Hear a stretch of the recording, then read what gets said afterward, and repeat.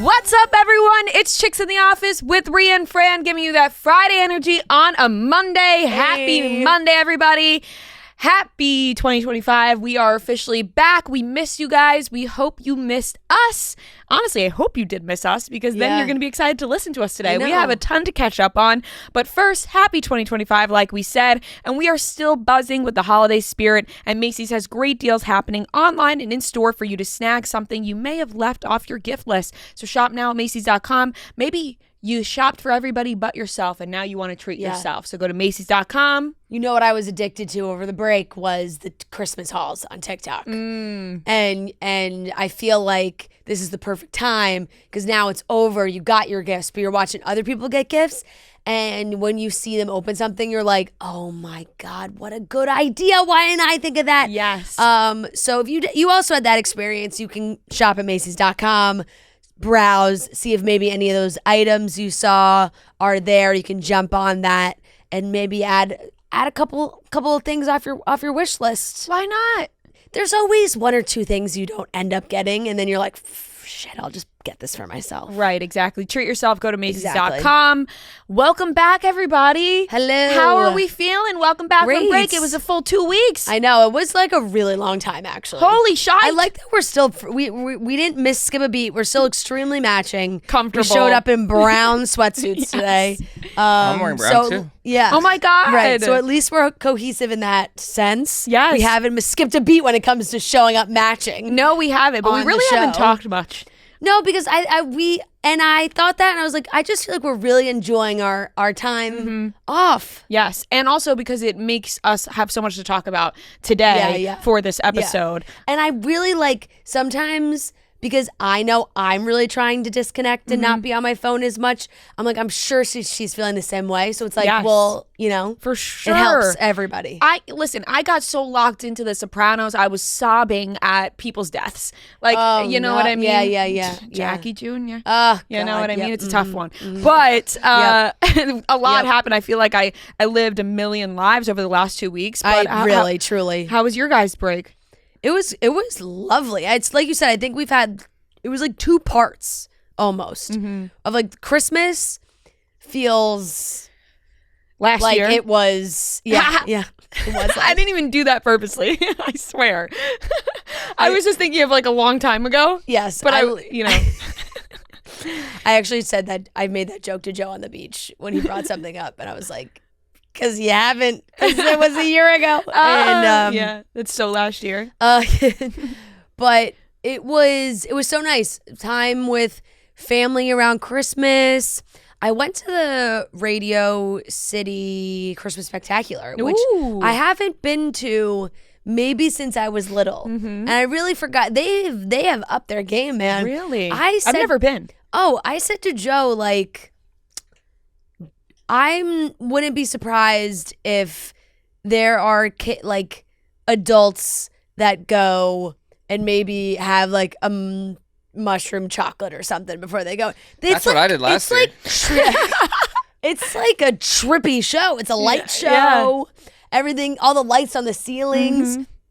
There's this nutcracker portion where the nutcracker, the other dancers are like giant stuffed animals with like goofy faces. Wow. And for a second, Joe and I just looked at each other and we were like, what's happening right now? Like there were no animals this year, right? No, there were animals. There were? I thought they got rid of them. No, and oh my God, no. There was a moment when the donkey was walking across the stage and its front hooves like slipped a little. No. And the whole audience went, he or she was okay. Recovered quickly. Thank God. But I thought in my head, first of all, I was shocked too that they still use the live animals. And when that donkey almost wiped out, I thought, I'm going to be here at the end. This is going to be the last show that they ever have. Right. Because this poor donkey is going to be the reason. But the donkey recovered, so it was all okay. But it was a beautiful show. And then Joe and I spent New Year's down at my parents' in Florida. It was just the 4 of us. My siblings were not there, so it was actually quite nice. love JB and Gia, but like there's just there's much more of a chaotic energy when we're all together, and it's the living quarters get a little tighter when we're all there together. So it was nice. We were like, oh my God, the bathroom's all just for us. Like it's really Nice really treat. enjoy our time. Lots of great meals, time with my parents. I had a bunch of friends down there too, so a couple nights out. But yeah, it was, I'm sure everybody else felt this way too, where because of the way the holiday fell and the break just felt longer, that after New Year's, I was like, I can't go on like this. How many dirty martinis can one girl have in a 10-day span? Because whoa, it was a lot. Wow. It was you really a lot. wrapped them in. It was a lot. So I'm doing like damp, very damp January. What does that consist of? Like I will not be drinking besides there are moments of like your bridal showers. Right. The theme is pearls and Prosecco. I will have Prosecco. It's Right. criminal not to. Honestly, it's an insult to you and to your entire family if I don't. Right. So that I will certainly have a glass of Prosecco or two. Multiple. Because my mom, by the way, this is what I was going to tell you before the show started, spoiled what the surprise was. Oh, you chiffos and your inability to keep a secret. Seriously? Nobody can keep a secret. It's in your more family. surprise. It's you guys all get so excited. Yes, like a surprise like really gets us going. Yes. And nobody can And then fucking it's keep not it a in. surprise. And we were on FaceTime yesterday. She told me there was Yeah. one, my my bridal shower was on to Saturday. go. She had 1 week to go. She's like, do you want to know your surprise? I'm like, well, now I literally was never going to ask, Yeah. but now you just brought it up. So Yeah. if you feel like I should know this surprise, then Right. I guess tell me what the surprise is. And then my sister's in the background like, oh, like you're telling her the surprise. And then it's a whole thing. And then she ended up telling it to me, but I'm super excited. So she got karaoke. Like there's a karaoke guy coming with a whole rolling karaoke machine and a screen and the whole thing.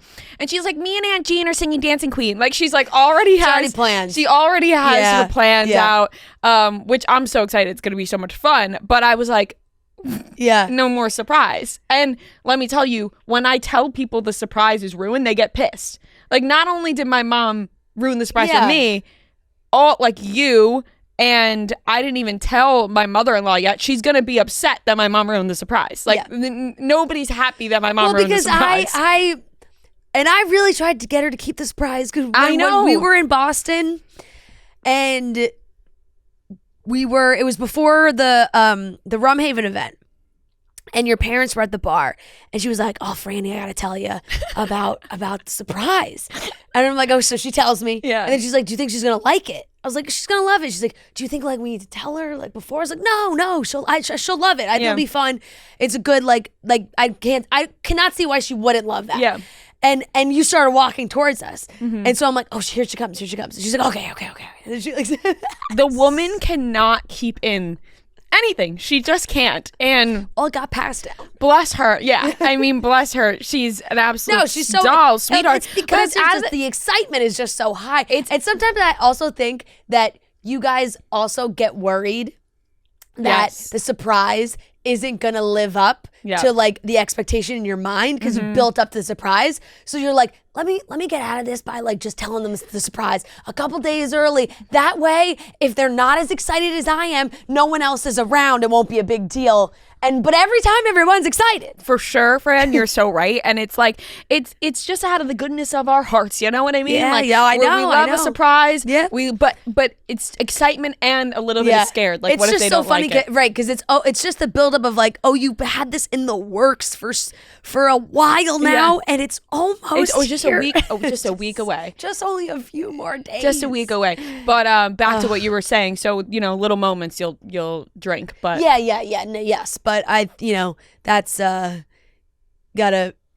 I will say like there is a rhythm that you get in, and I was really feeling pretty good about it pre-wedding, where it wasn't like I wasn't doing anything crazy. It wasn't killing myself. Was still living my life, having fun, whatever. But because I was prepping for something, I was like, oh, there's some, and then I'm forget about it. After the wedding, honeymoon, holidays, like everything. I was like, anything I want everything in anything. Right. And now I'm like, reel it back in a little bit. Just a little bit. But you also you had a big trip. I did have a big trip, and it feels spectacular. Like I forgot that I even, you know what I mean? Because we came home last Wednesday, so we've been home for a couple days. But we went to London and Paris for just one day, which I will get to the Paris part. But London was spectacular. We went with Matt's family. We had a grand old time. Yeah. I mean, I love London. I don't know how many times I could say that without it becoming a nuisance of how much I really love that place. And Matt loves London so much he defeated food poisoning in like 16 hours. Let me tell you, first of all, I don't know if it was food poisoning or norovirus, which people are saying, but this is what happened. It could have been. Everyone's talking about the norovirus right now. And we get to London. We land at like 8:30 a.m. on Friday. And we immediately start the day. We're seeing all the sites. We're getting all the sites in early on Friday. So we hit Big Ben. We hit Buckingham. We're running around. We're hitting everything. We go back to the hotel. We check in because you can't check in right later, away. Yeah. We'll check in 3 p.m. We're getting ready. We're going to dinner. It's a great time. We're going to dinner. We're going to the bars. Woo, great time. We're like, okay, let's, we're having fun at the bars, but we're like, let's reel it in because we want to wake up early tomorrow, head to Notting Hill, go to the markets, the whole thing. Let's reel it in. So we reel it in. We go back to the hotel. We fall asleep, and I'm pumped. I'm like, oh, it's like I know I'm about to fall asleep, and it's so hard to fall asleep when you're 5 hours ahead. But I'm like, I can feel myself falling asleep. I'm like, great. So we both fall asleep. We both wake up at around, I want to say 1:30, 2 a.m. Yeah. So like I'd only been asleep for 2 hours at that point. I'm like, fuck. We look at our phones. We're like, damn, it's 1:32. Now we're up. We're giggling. We're laughing. We're like playing games, laying in bed. And all of a sudden, he's like, oh my God, I'm going to be sick. And he literally out of nowhere, just sprints to the bathroom. And let me tell you, this hotel that we're staying at is one of those hotels that in the rooms they don't split up the bathroom, and you know what I mean, like nowadays with these hotels it's like floor plan, it's like there's open. No actual door like to the bathrooms. There's no doors, the toilet's right there, there's everything's out in the separate open thing for the toilet, like you can be on the toilet, the bathroom, it's a glass shower, door, you can hear everything. It's a whole thing. He sprints to the bathroom, he's puking his brains out, and he comes back into bed. He's like, okay, I think I feel better, like that was weird, like maybe something's just not sitting right. Half hour later, again. So, every half hour now, he's just sick as a dog. Do you think, did he eat anything weird? So, what happened so now he's sick as a dog, and it's still going until, 12 in the afternoon the next day. So, 2 a.m. to, 12 in the afternoon, and it finally slows down. This sounds exactly like what I had. You texted me when it was happening. Yeah. Because I'm like, when you went to the hospital, you could have also had. Yeah. Well, that's what I'm saying. When you went to the hospital, did they bring up the fact that this could possibly be a stomach virus and not food poisoning?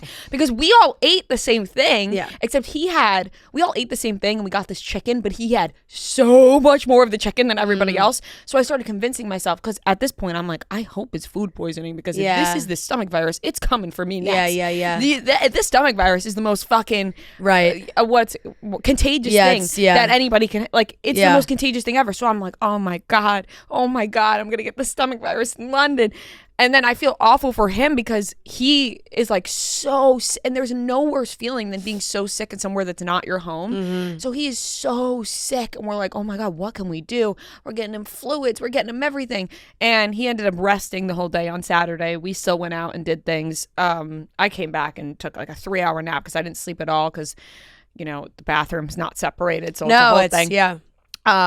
But he made a miraculous recovery on Sunday. He woke up and was completely fine, which I feel awful that he missed the day on Saturday and felt like such shit. But then he woke up and was completely fine. So I'm like, was this the stomach virus? Was this food poisoning? I feel like the stomach virus lasts longer than that. But some people say it could last less. Whatever's going around right now is moving fast through people, apparently, is what I've seen. Yeah, it was awful. Like a weird 24-hour thing. He was down bad. I felt so awful for him. But he made a miraculous recovery on Sunday, was ready for afternoon tea, and had the rest of the day, which was fabulous. I was so impressed, because I'm like, I would not be able to pull it together like you, because woo! And then I spent the entire time thinking this is coming for me next. Like I'm you're just waiting. Everywhere I went, I was like, oh, I'm gonna be at the Eiffel Tower and I'm just gonna like shit my pants at the Eiffel Tower. Like this is what's gonna happen to me. Yep.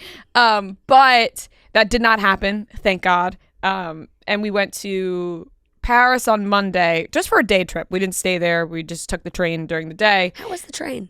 Lovely. It was 2 hours. Yeah. It was quick. I have to say though, Paris left me with little to no desire to ever return. Really? Yeah. It's not that I didn't like it. And we went all over the map, even though we were there for the day. I'm sure that it's not the way you're supposed to experience something by trying to pack everything in a day. So I know that had something to do with it. Yeah. Like I know that probably had a lot to do with it. But even from what I saw and was around, I wasn't like, I want to come back here. That's just like how I felt about it, you know? It is what it is. I didn't have that lust like I do with London. Like, oh, I have to get back. I didn't feel that way when I was in Paris. It also could be due to the fact that it was incredibly packed and crowded and everywhere you went. It was a madness. So yeah, I'm not going to judge it based solely on that experience because it was only one day. Different time of year. Different time of the year. But it didn't leave me with like a yearning for more.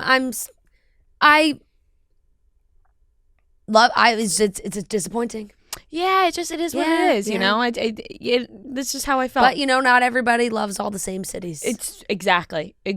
So, but was happy to return back in London, and it was a fantastic trip. Yeah. Nothing bad to say about it besides the neurovirus, food poisoning. Right.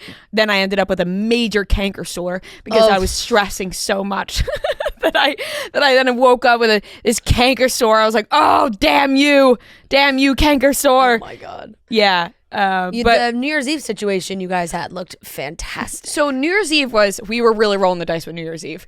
We had no idea what to do in London, and we had been like Googling like what to do in London on New Year's Eve, and it came up that they have fireworks, but to me it felt like a Times Square situation, like ball drop. Like you're like, you don't want to go stand in this crowd. Like if you were a tourist coming to New York and you Googled what to do on New Year's Eve, and it's like, go to Times Square, watch the ball drop. We'd be like, no. Yeah, we'd be like, do not do that. Do not do that. So then it started coming up on Google, like some of these boat cruises, which you just buy a ticket, like a bunch of people buy a ticket to go on like a boat cruise around the River Thames, and you could see the fireworks. So that's what we took a shot in the dark. We bought some tickets to go on this boat cruise. We were like, this could be horrendous. You know, like this is like you don't know who else what the clientele is like. We don't know what the clientele's like. We don't know what kind of boat this is. Like we're just buying a random ticket for a boat cruise to go around the river. And you know what? If it was a disaster, it would have been a funny story too. And so that's why we did it. Yeah. We were like, okay, this could either be the worst fucking night ever, and it'll be hilarious that we went on here and we met all these freaks and the boat was horrendous and we all got sick and it was a whole thing. It'll be a funny story, or it'll be magical. And it was it was the most magical thing I've ever seen. Like standing on top of this boat and seeing these fireworks above the London Eye and Big Ben. Like I can't even put it into words. Like we were all just sitting there in awe. Like I can't believe that we are here watching this right now. It was so like emotional at the same time too. Like we were all like, this is crazy. Like what are we experiencing? And I'm shocked people don't do it more. Like it, you know what I mean? Like so buy a ticket to go on the boat cruise and watch the fireworks on New Year's Eve. Hudson River? Like I'm sure they do. No, I'm saying like I mean, no, he's saying about the New York. Like he's like saying, York, do we? But I don't think we do fireworks. Yeah, we do. Do we? Oh, yeah, they definitely do fireworks. Oh, yeah. I'm sure they do it. Yeah, I'm sure they do. I'm sure there's something. But I think people probably think how we felt. Like, is this saint? Like, what's going on this boat? Like, you know, it's not the craziest thing in the world. Like, it's not crazy expensive to like get on this boat. You know, like So, yeah, I mean, it was just really just such an incredible moment. Like I'm now I'm like disassociating, like looking back on it. Like I'm like, oh my God, because I can't even put into words. I'm like, what? We're in London watching these fireworks? Like, this is insane. So that was super cool and a really cool way to end the trip and to enter 2025. We were like, this is fucking sick. This is awesome. It was. And yeah. And then we came home and I proceeded to sit on my couch or in bed for literally 4 days straight. Like, it was actually a concerning amount of time I spent on the couch. Like, I only left to work out, and then I would come back. Like I canceled out the workouts because I just sat on the couch for the rest of the day. There was no other movement involved in the day. Let me tell you, zero movement. Yeah. Like, I just didn't leave the couch, and I ate like absolute fucking garbage. Like, all the candy that like my mom gave me for Christmas, like I was just eating all of that. Like, I was eating, like, I'm like, what is like the trashiest, like grossest food I can eat right now, and I'm gonna eat it. Like, that's basically what I was doing from Wednesday night until today. Yeah, I feel you. Yeah. And Noah came over on Friday with a couple other people, and we played games all night. And that was a fun time. Yeah. And Noah brought a bag of Doritos. Of course, it's his calling card now. No, I ran it by her first. Yeah, I was like, well, obviously you have to. Yeah. It would actually be rude if you show up without one now. And we did all eat the Doritos. Yeah. They went to use. That's what happened the first time too. We did eat the Doritos. You're not going to bring a bag of Doritos and it'll stay unopened. Right. And no one's going to open it. No, we ate the Doritos and it was awesome. Yeah, it was a fun Did you have a nice break, Noah? Yeah, definitely way more uneventful than you guys, it sounds. Just basically did nothing, and like I just took the 2 weeks to be like, I'm gonna be really unhealthy. Like I've like last year I started the year off being like, I'm gonna go on a health journey, and I kind of kept it up for the whole year to be like, try to be healthy, work out every day. So then these 2 weeks I've like, you've earned doing nothing and just eating like shit. But got to hang out with Marie, and we have another foster dog who's been around for a while. Really cute foster. And from the sounds of it, sounds like she's getting close to like just staying with us, like for good. But that would, my dad's like one stipulation is that if we keep her, then we're not allowed to foster anymore. You can't. Because she's like, I don't want 3 dogs. Yeah. But she's great, and I had to watch them one night. But so your mom must really like her. Oh yeah. Yeah. I always like ask everyone. Like always ranks like foster dogs, and my dad is like, she's like one A. Yeah, right now. it's tough because you can't not get attached. Like people are so aggressive. Because I follow a ton of rescues, and I see like when there's a foster or somebody's a foster, and every time they get a new foster dog, all the comments are like, oh my God, you have to keep them. Like, it's so amazing. And they're like, no, like, I understand. Of course, I would love to keep every dog that I foster, but like, in order for me to keep being a foster and helping to save other animals, for sure, we put them in the right home. You have to continue the cycle. But of course, there are plenty of foster fails out there, and your mom's been fostering for a long time. We've had it's been it's been years and years now. Also, this one is tough because she loves Murray, like is obsessed with him. Like we'll just like always be like Nova. Oh. Nova, like the cream cheese. Supernova girl, cool. Nova Noah. But yeah, so I don't know. We'll see. I said I had to watch them yesterday, and I said when I was leaving, I'm like, I guess I'll see if I ever see you again, Nova. Like, could be forever or could be never again. Oh, that's sad or really exciting. Yeah. I also tore the ligament in my finger. Yeah. God. The first day of vacation, basically, I was packing my bag. It's not a cool story. Did you? Yeah, I was gonna say, did you come up with a new story? No, because they were like, "Oh, how did you do it?" And I'm like, packing. I was just trying to shove everything in my thing. And my finger I didn't do anything about it for like a week and a half. And my finger was just bent. Kind of like, so you see how like this middle finger, like it's straight? Yeah. This part was just like hanging, basically. Ooh. It's called a mallet finger. I went to the doctor a few days ago, and I have to wear this splint for six straight weeks. Wow. And if I take it off, she said, it'll immediately reset the clock because it'll just like tear again. So. Jeez. Tough go. Real tough go. Seriously. But you were really trying to shove stuff in I don't know suitcase. what happened. It wasn't even that. Yeah. It's a freak accident. It's a freak accident. Dang. Yeah. Damn, right at the beginning. No, it was the first day. And my whole family was like, because I said, I think I just broke my finger. And they were all like, suck it up. Damn, that sucks. Yeah. And they were like, what were you doing? Packing? There's no way you broke your finger. That's unfortunate. That's a tough go. That is for sure. We got back into the thick of wedding planning this weekend, which I'm truly so excited, because when we first got engaged, I think like we had a totally different vision than what it's becoming now. Yeah. Like, it was like, I was keeping it, like, I'm trying to be something I'm not, classy, like, like, no, you know what I mean? No, like, whites and creams and classic and whatever, and, like, no, there's none of my personality is in that. Yeah.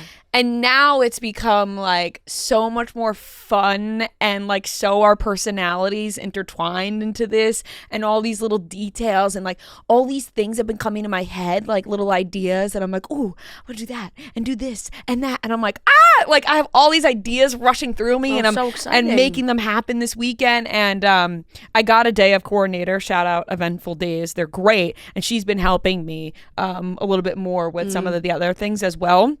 And it's just like back and forth, like, here's an idea. Oh, let's do this. And I'm like, oh, like, I'm so freaking excited because now it feels like our personalities are so intertwined into our wedding rather than like, okay, we'll do like the, classic colors and whatever. And, and I'm like, the details are so us. Like, I can't wait. Right, just incorporating more of you guys in it, not just like the putting things into the wedding formula. Where they fit. And it's like, no, like, this feels so personable and like so us that the magic is just coming alive. Like, I've just been so excited all weekend so soon from my couch, just sitting there not moving, just like typing away like all these like little ideas and things to make it feel like really us. And we set the after party, and there's like some cool things with that, and I literally can't wait. Like, we were just talking about it all weekend long, and little songs for this, and just asking our parents little things that they did and incorporating little things. So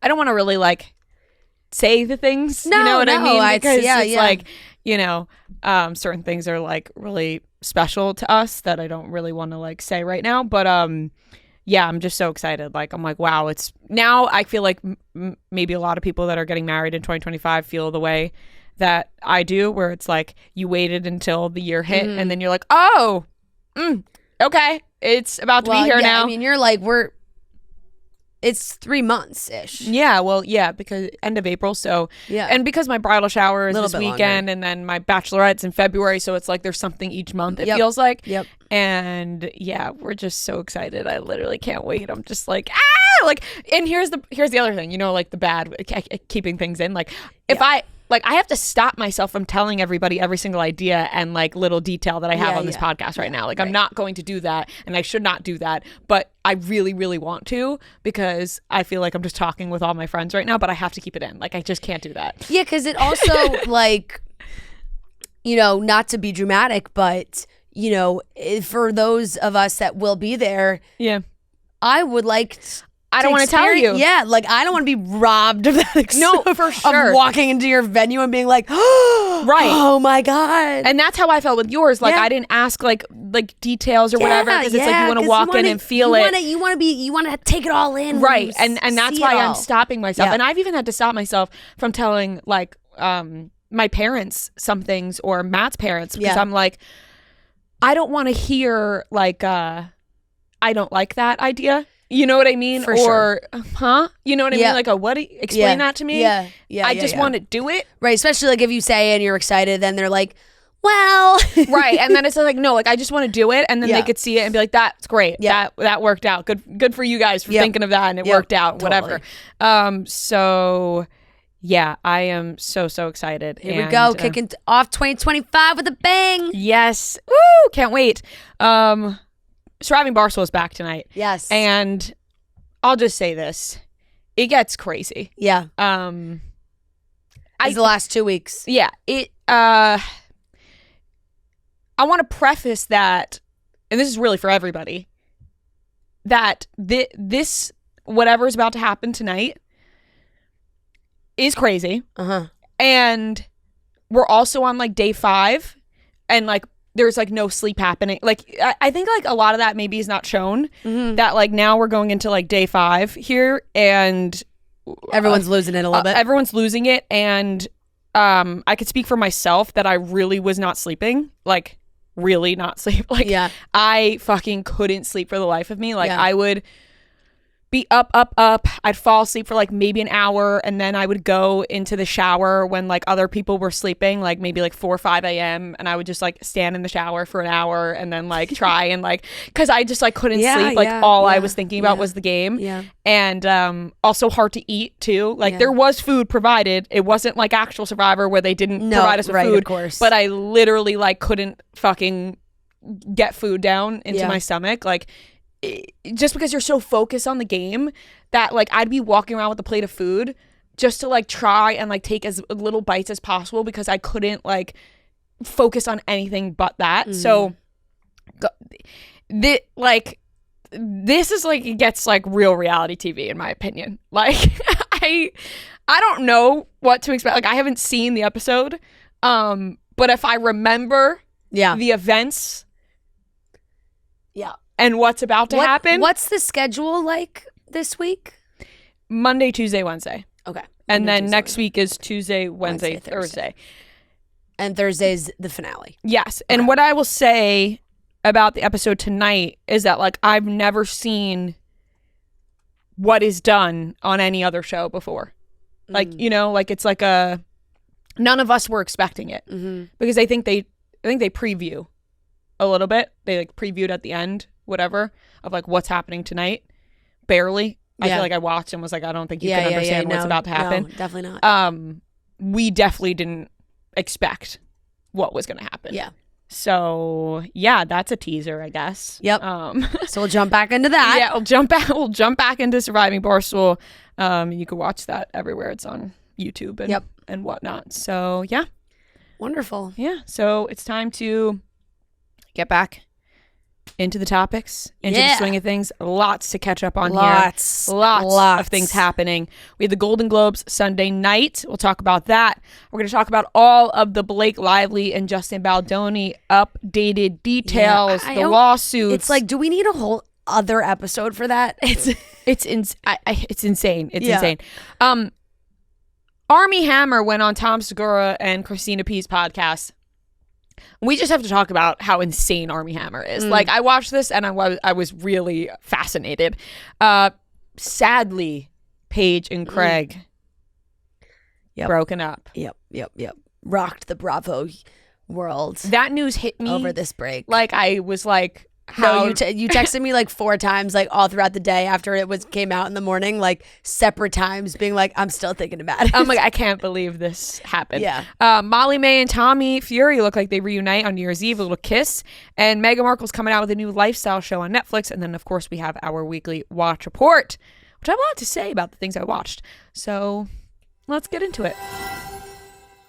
I was so excited to receive my order from Abercrombie, the YPB activewear line.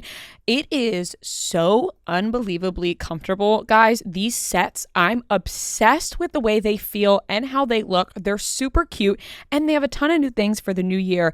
There's new active made for routines and not resolutions, so you could bring your personal best all year long. All YPB active is on sale now during the YPB tryout event. It ends today, January 6th. So while you're listening to this on Monday, January 6th, you can shop the YPB activewear line, and there's no better time to refresh than with your workout looks. That's how I felt going into the new year, getting all new sets from YPB. I absolutely love them. Posted a video trying some on my TikTok and Instagram. You can go check that out. And you could also use code AFCHICKS to get an extra 15% off almost everything at checkout. Code will be valid in the US and Canada from now through January 6th. That's today. Exclusions do apply. You can see details online at abercrombie.com. So Sunday night was the Golden Globes, hosted by Nikki Glaser. Oh, just fabulous job, Nikki. Round of applause fabulous for job. Nikki. And not only did Nikki do such an incredible job, hilarious, she looked unbelievable. Oh, so good. Gorgeous, hot. Like so many good outfit changes so too. Many good dresses. Yeah. The boobs were propped up as well. Like she was really just rocking it the entire time.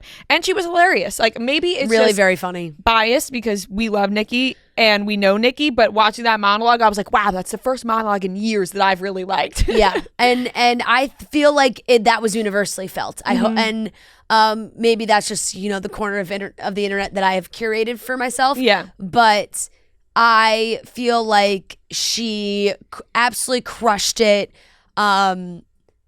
it felt, I think anytime there is the opening monologue for an award show, the audience is a little on the edge of their seat because they don't know which way the host is going to go, what's going to happen.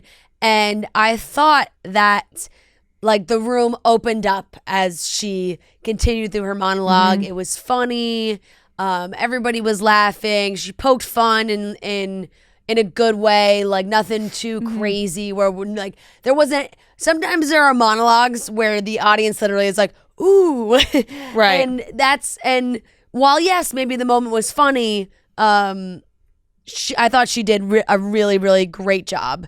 Loved the Adam Sandler, Timothy Chalamet thing. I thought was really funny. Yeah, that was funny. And I think she prefaced it really well before the Golden Globes even happened, that she was like, it's endearing to be able to laugh at yourself. So like, if you can't laugh at yourself, then it comes across in a weird way. Whereas like, if you just like laugh at everything, then it looks like if, for instance, with the Diddy jokes, right? Yeah. Like if nobody laughs at that, it's like, okay, what's everyone hiding? Right. It's like, you know what I mean? Like if you don't laugh at that, obviously it's awful and like whatever, but I feel like the jokes were okay enough for people to laugh. Like Stanley Tucci's No, she turned it into a Stanley Tucci joke. That was the perfect person to turn it onto because you're like, well, it's Stanley Tucci. And then you're making jokes about olive oil. Like it's so harmless with Stanley Tucci. Yeah. And I thought the Chalamet joke was very funny with the the mustache.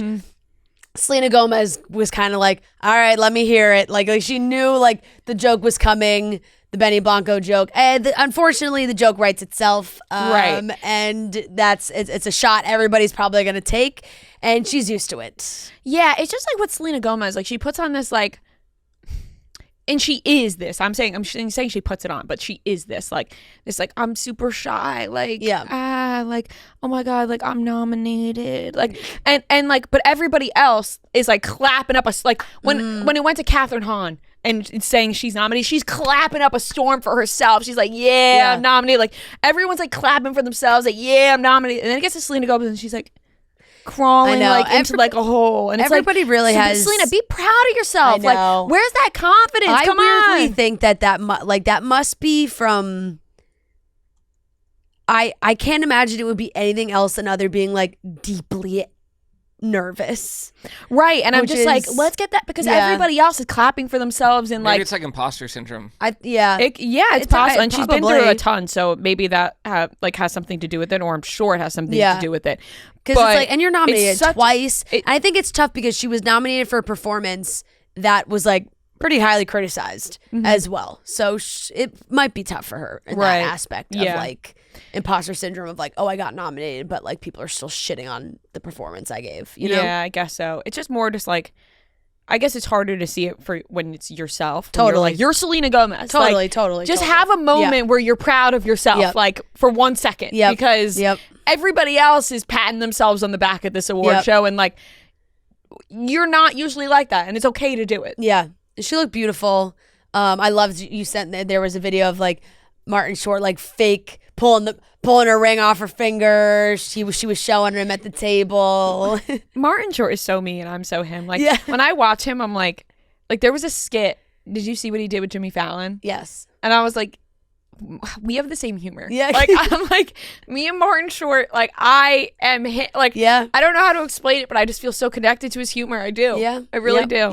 Yep. Him pretending to pull the ring. I'm like, classic. No, but it was a great show. I think there was some interesting winners for sure. The Hollywood Foreign Press always comes out of left field sometimes. Like I think a lot of the Amelia Perez love is, I don't know what the right word is, because it's like the movie came with mixed reviews. People loved it, absolutely. But there was also like a different opinion on it too. Not just like universally thought to be a great movie. Yeah. Which is how obviously some of these other movies are looked at. Like I haven't seen one person say one bad thing about Honora, but like that didn't win anything. Right, I've heard great things about Honora. So, and it's like on the top of everybody's list. Shogun cleaned up. They won a bunch of awards, and so did the actors and actresses, which I thought was great. I loved, like, it was, so those awards, the acceptance speeches always cracked me up, and he was so happy. One guy won when he won for supporting. He was like, "I'm so happy." That was the best. I just wanted to keep that and like quote, "I'm so happy right now." Yeah. Like that was the best speech. Yeah, it was. It was great. No Jeremy Allen White. He won, but was not there. We got to stop giving him the awards. Yeah. He's getting tired of showing up. I wonder if he maybe like he's filming the Bruce thing right now, right? Like, I don't know, maybe there's like he's method acting. Yeah, he's Bruce now. He's in character. He's actually, he'd have to show up as Bruce Springsteen for sure. if that was the case. Hacks had a big night as well. Oh my God, I couldn't be happier for Hacks because I'm a big Hacks fan. And I feel like every year I'm like, why isn't Hacks winning? And this year they won. So I'm so happy for Hacks. When it comes to Amelia Perez, I haven't seen it. So like I can't give an accurate opinion on like if I think they should have won these awards. No, I agree. Or not, I didn't see it. When it came to Wicked, once they won the Box Office Achievement Award, I thought they're not winning. No. They're not winning. You get that Box Office Achievement Award because Also, it's like the Box Office Achievement Award is like so bizarre to me because it's like, that's not what the award is. If it was a Box Office Achievement Award, the movie that made the most money would win the award. Right. You know, like that's like it'd just be a purely mathematical thing. Yeah. If the award's like, I feel like it's like a social media award. Yeah, exactly. It's like what movie created the most buzz? Yeah. Which is online. For them, I bet they don't like. They're probably happy no matter what. But watching them win that, I was like, they're not winning best film because no, I know. I and. The Golden Globes is always, it's not as closely matched to like what the Oscars end up looking like. You know how sometimes it feels like the same people or movie wins like across the board during award season. The Golden Globes is always the one that's normally a little bit different. So we'll see how it goes. And of course there's the musical comedy and there's the dramas. It's separate and not just one big category. Demi Moore won. Her speech was fantastic for The Substance. Because then also, like, I was watching the Golden Globes. I was still in Florida, so my dad was like, The Substance? Musical or comedy? Like, he's just like, yeah, I don't know. Yeah, it's weird when they're thrown into these categories and it's like, well, that doesn't fit into that category. Yeah. But she did have a great speech because she talked about, you know, she's been an actress for so long now and how people kind of treated her when she first started off and you know, she never got an award like this before, so that was really cool to see. I love that moment for her. That was incredible. And seeing the videos of her family at home watching was really sweet. Seeing her daughters and everybody celebrate was really, really awesome. At the Golden Globes, it does feel like a lot of repeats. Like a lot of repeat winners happen. Like with Hacks, it was like, okay, Gene Smart won. Now you know Hacks. Like it feels like it pretty much like matches up like that. Yeah. A lot of times, which is like kind of I think Amelia Perez the same situation there. So there wasn't really ones that I was like. Colin Farrell had a good speech. Oh, I was very happy that Colin Farrell won that for the Penguin because he's so good. And honestly, like the Penguin should have had a bigger like Kristen Milioti got robbed, I think. She should have won that award. Wait, who won that award again? Jodie Foster. Oh, yeah. And like Jodie Foster's fantastic, but I just feel like that was an unbelievable performance from Kristen. Yeah, maybe she get an Emmy. Yeah. And even like Baby Reindeer winning as a whole over the Penguin too. Yeah. I feel like was sort of shocking as well. Yeah. And I mean, Baby Reindeer like still being in the mix was jarring. It's like, when did that show come out? Like I was like, oh my God, I think it came we're out still in talking February. About it? Yeah. It must have. Crazy. Because I remember watching it in my old apartment and new apartment. Yeah. Like I feel like I think it came, I don't know. It was a long time ago though. What did you guys think of the narrator when someone would win? Who would talk? It was weird to me. There was a couple gimmicks that I could have done without. That I felt was kind of weird because either the person had a really long walk to the stage and there was a lot for him to say, or it was super quick and he like scrambled to say the last sentence like really fast before the speech started. And then like the pop-up fun facts. Didn't need that either. Unnecessary. I'm like, why am I reading this? Like, I want to be like listening to like what these people are saying, and I'm reading these fun facts underneath them while they're actually speaking. Every time someone from Hacks won, I was like, wow, they really put them at the table where they thought they wouldn't win because it was so far. Like, it took them so long to get up to the stage every time. Yeah.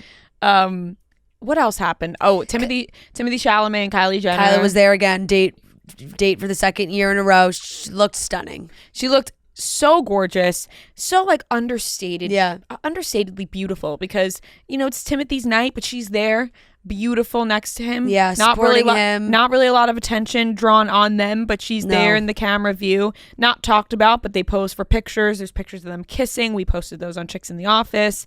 So sweet, and then on They're top still of that, going strong.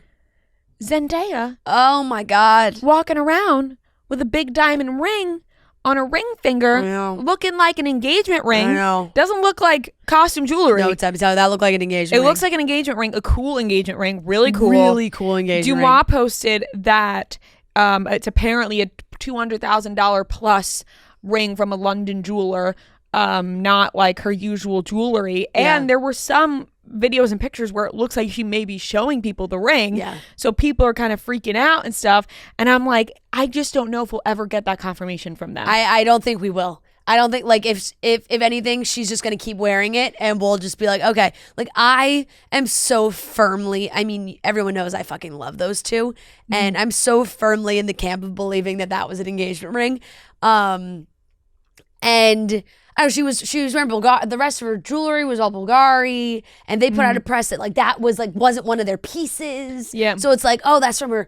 It all lines up for that to have been a holiday proposal, and people were finding the jeweler on Instagram. They were seeing close-ups of the ring. The ring saying there was one picture that I saw in video of it looked like I was looking at the ring, and her face is like, she's like, it just seemed like there was moments where she was showing it to people or people were looking at it. I did screenshot this one part, not skinny but not fat, posted on her story, but it's a screenshot from an article in the LA Times by Amy Kaufman, and talking about how she was seen with the massive diamond. Bulgari says, that wasn't part of the rest of the jewelry she was wearing. And then also, too, she changed outfits. And she took off the other jewelry that she was wearing. But the ring was still on that finger when she changed outfits. And then this article says, a rep could not immediately be reached, but as Zendaya exited the ballroom, a recently engaged Times reporter held up her left ring finger and pointed at it. The actor responded by flashing her own bling on her left hand, doing a sort of jazz fingers motion. Are you engaged? The Times asked. She kept showing her ring, smiled coyly, and shrugged her shoulders mysteriously. Judge for yourselves. Wow. I'm like, no, I think she's engaged. I totally believe it, because if you're Zendaya, you are not wearing a ring that highly resembles an engagement ring on that finger, because people are going to say that you're engaged. Like, I don't think she wears that unless she is. I mean, same thing's happening with Dua Lipa and Callum Turner. We didn't talk about that. But people are saying they're engaged. Right. She was wearing. We've had like no confirmation. That was like. But she's posting up a ton. Dua Lipa, a ton with the ring and Callum Turner. So I'm like, are they engaged too? Right.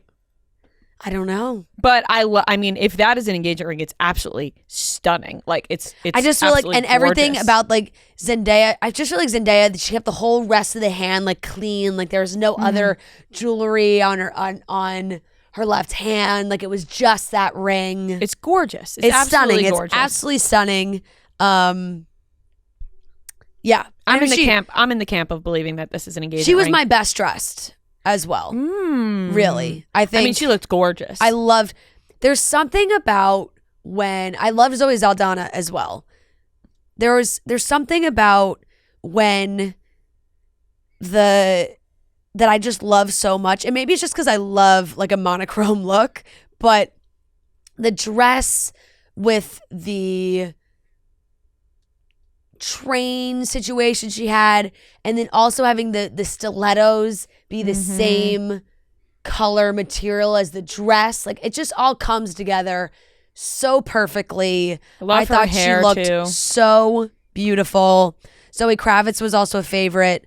A lot of good strapless structure. Everybody looked really pretty. Emma Stone debuted a pixie cut.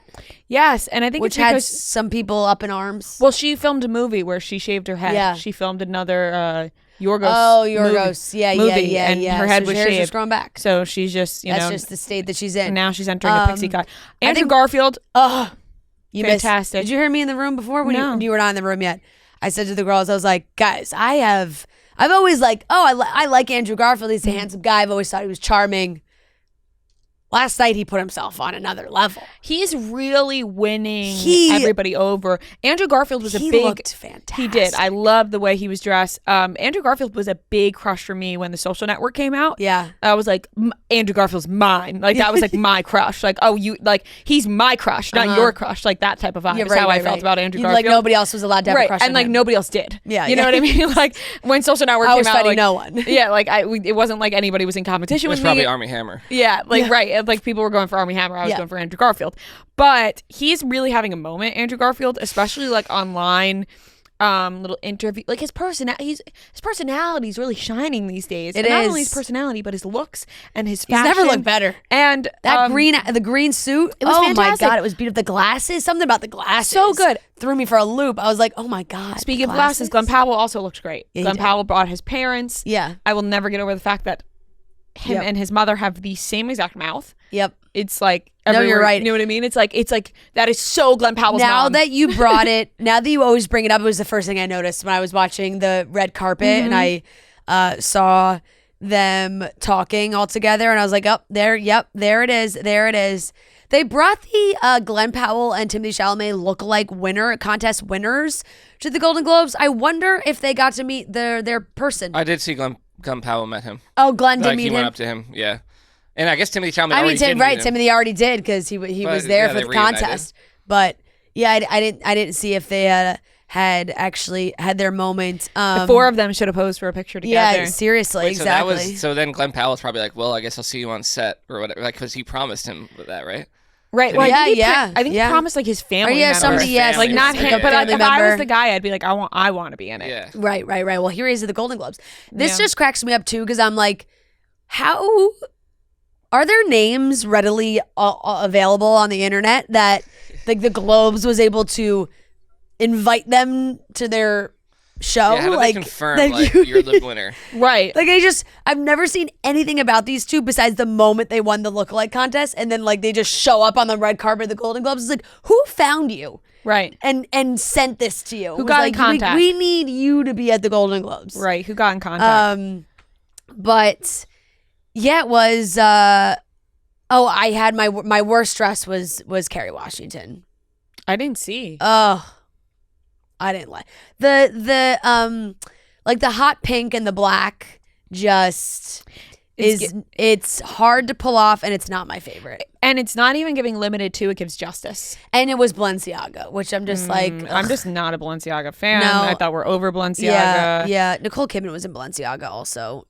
Which is tough. That's not. I'm not liking that. By the way, I think Ariana Grande must be playing Audrey Hepburn or has some sort of Audrey Hepburn project coming up or something. Like she's morphing into Audrey Hepburn. Right, and the whole tie with the dress, she's in the vintage. Her gloves. She's in the vintage dress. It looks like it's like there's a lot of Audrey Hepburn tie-ins. She's doing the ponytail. Her hair slowly getting darker. Yeah, she posted the picture. It's like her side profile and then her shadow. And like the shadow is just like the Audrey Hepburn silhouette. I can't recite all the details about the dress that she was in, but there is like a lot of Audrey Hepburn ties to it. So there just has to be something else going on. You know, I didn't even think of that, but look at this with the shadow. Yeah, I'm looking now. Yeah. Mm-hmm. Yeah. And the bangs. Right. It's the whole shebang. look. The whole look she's doing right now. Has there been a project announced about an Audrey Hepburn? I don't know. I don't think so. In 1966, Givenchy was what she was wearing. Biopic. Weren't they saying Lily Collins was going to play Audrey Hepburn? Do you remember that? Yeah. Oh, Rooney Mara insists Audrey Hepburn biopic is still very much alive. That was in February of 2024. Oh. The project's not dead, but Luca Guadagnino is not directing it.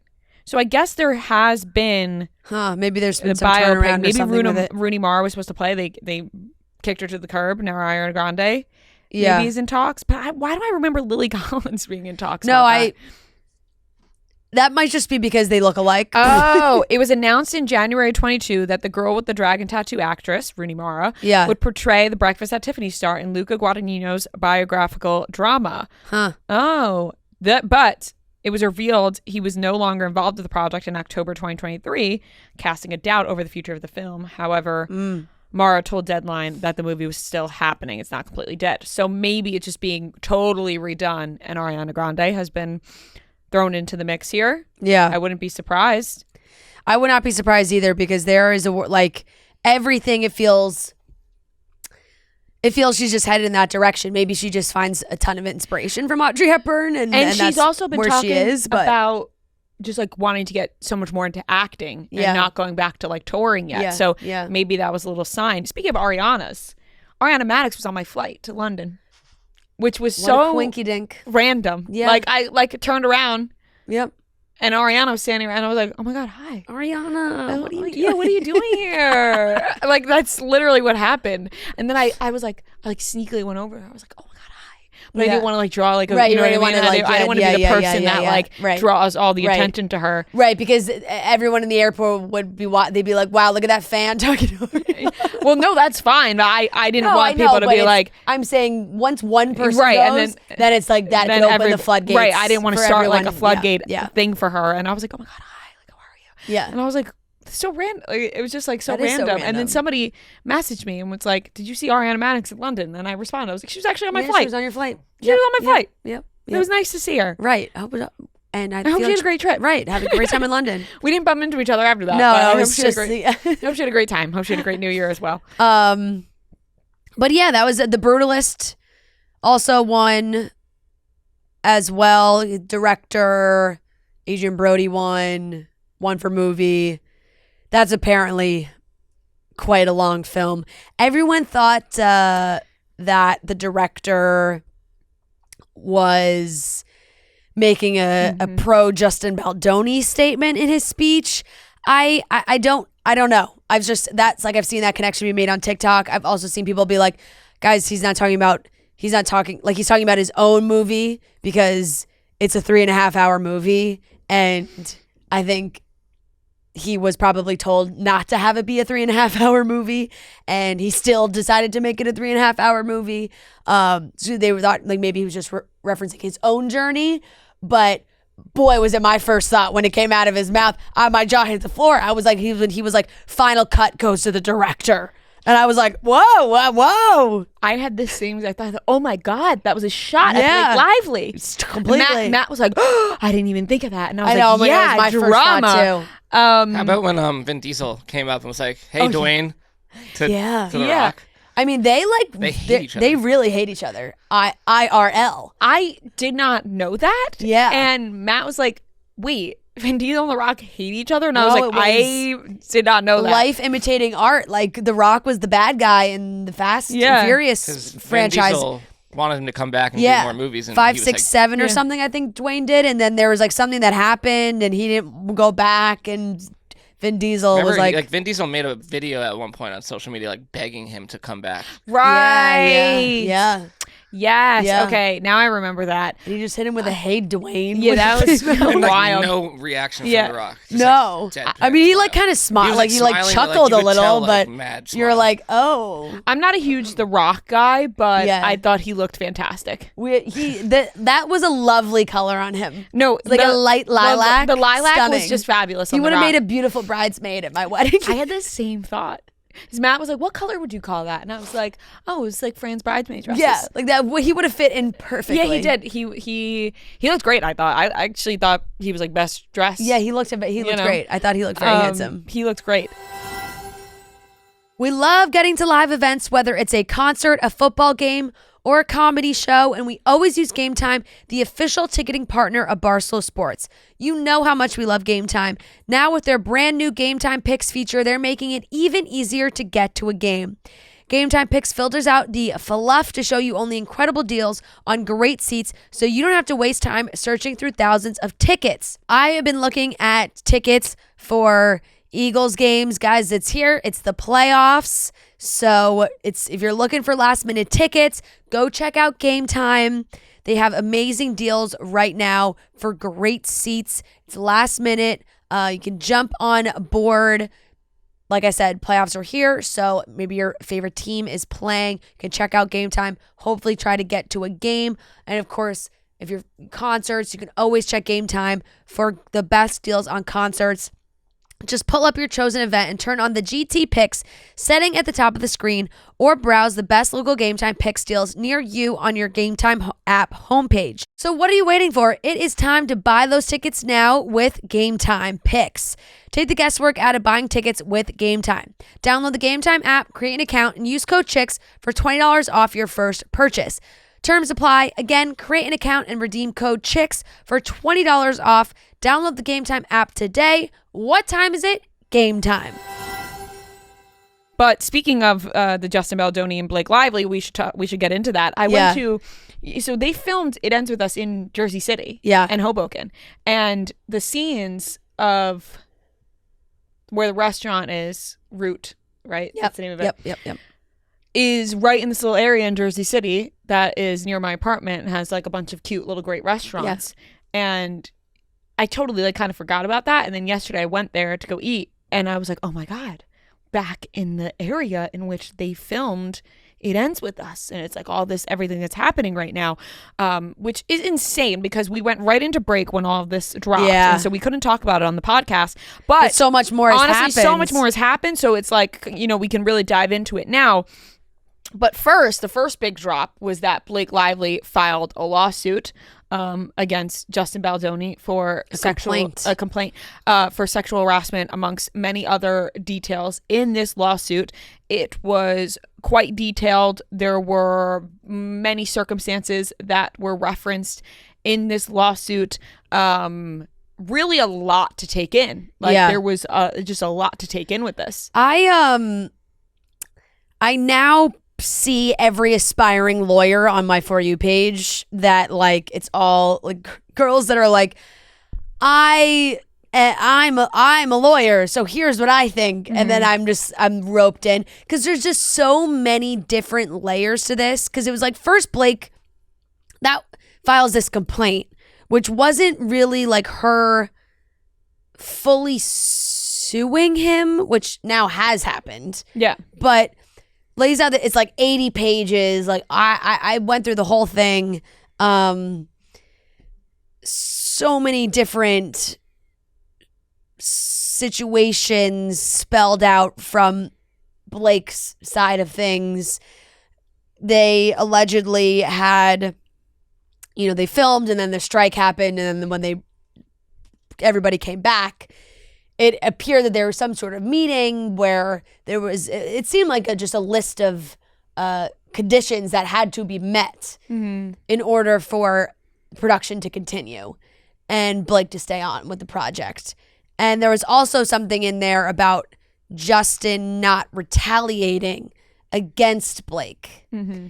And now that's where this all comes into play, because it's like, well, now her frame was that everything that he did hiring the crisis PR team, who is the same team that worked for Johnny Depp, was in retaliation and therefore a break of whatever contract they signed. So you read this whole thing, she lists out many different instances of times when she felt he was inappropriate with her, inappropriate with others. Mm-hmm. And it's extensive. And it created this conversation of well, why are we not believing Blake Lively?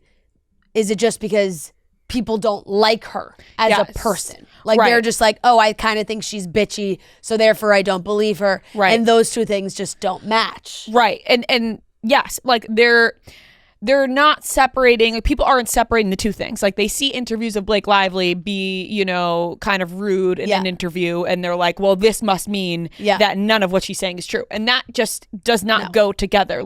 These things could have happened to Blake Lively on the set. And also those past interviews do exist. Yeah. Those two things are separate, and people seem to just lump a lot of things together and just like label somebody as one thing rather than like, there's sometimes it really makes you go back and think about all the Amber Heard stuff too. Oh, I mean, even at the time, you were saying like Johnny Depp and Amber Heard were both doing things to each other, but people were only going after Amber Heard. And it was like, what is happening? Like, there's also evidence of Johnny Depp doing things. Like, what? Yeah. But it feels like that's where we kind of are now too with the situation is they're just like unloading on each other. Yeah. And taking you know, the lawsuits out of it for a second and just diving into the job that is like a PR crisis manager or like a publicist or all of those things. How insane is it to like see the inner workings of someone's job that it is to like take down another person? Like, oh my God, like the fact, like sending the like a hitman. No, it's like seeing the examples of like, we need something like this, and it's an example of like a thread taking down Hailey Bieber, and it's like you see these things and you're like, holy fuck, like this really does happen, and it's really scary, and it like there's nothing really you can do to stop it. Like, if someone, you know, wants to go after someone, they have a whole team to make it happen. And it's just the inner workings of that sort of job it like opens your mind to it, because you're seeing the examples play out. Like when I saw the example of the Hailey Bieber thread, I was like, oh my gosh, like because that was Justin who sent that himself, and being like, this is what we need. And sometimes you live in it was like a BuzzFeed article, like, here's all the examples of Hailey Bieber being like a bully in the past. Right, and he's like, this is what we need. And it's like, you kind of live your life, or at least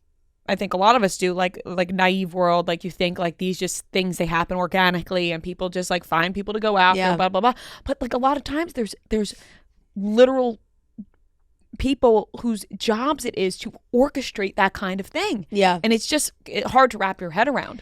It's absolutely. And I think like, I don't know, this has just opened up such another massive can of worms, right? And it felt like we were at the point where this was dying down. Mm-hmm. And I can't imagine, like, it really felt like Blake had lost in the court of public opinion already. And that's kind of what like Baldoni's team has sort of said is like, oh, we didn't really have to do anything. It's just like it happened on its own. Mm-hmm. But I just can't imagine Blake going to these lengths and bring it all back up again, like without really having these moments. And I just right now I feel like these two are fighting different battles because everything Blake filed in the complaint was written in a massive New York Times article, and that, you know, took us all by storm right before Christmas. And then Baldoni, now I think was literally New Year's Eve, he filed a $250 million lawsuit against the New York Times. Mm-hmm. And since then, Blake has now also filed in the Southern District of New York against Baldoni. I think maybe the PR team, like the crisis PR management team. But Baldoni being named in that too. Now there is another full 80+ page document from Baldoni's side of things of where, you know, he's saying he did try and get Blake to meet with an intimacy coordinator, and there's screenshots of texts of her being like, I'm good, I'll meet her, you know, when I'm on set. Or an example of a text of her saying like, yeah, come by my trailer, I'm pumping, or whatever. I also think like there's such a level of vulnerability of being a new mom. She had just had her fourth child. And there's a difference between pumping and breastfeeding, and like having, if she's saying he's coming into the trailer, she's breastfeeding, she's saying, oh, like they're like, oh, those things don't mean the same thing. And it's also like, if she was okay with it one time doesn't mean she's okay with it every single time. Like her being like, hey, you can come, whatever. Right. But that doesn't mean an open invite for you to walk into the trailer whenever you so please. And a lot of examples, a lot of texts, a lot of screenshots of what appears to be Justin going back and forth with certain editors, of Blake taking over the movie and editing decisions. And we all know that there was a cut that was made by Blake, a cut that was made by Justin, and it felt like the editors were really sympathetic toward Justin of like, oh my God, can't believe this is happening and all these things. And it looked like he was pushed out at the premiere. He wasn't supposed to be at the premiere at the same time as her. And there's all these exchanges. There's also examples of Blake allegedly really taking over the costume department and making those final decisions for costumes and outfits. And, there was an example of the beanie and her saying like that's something she would look and trying to like counteract when he was talking about sexy outfits or whatever.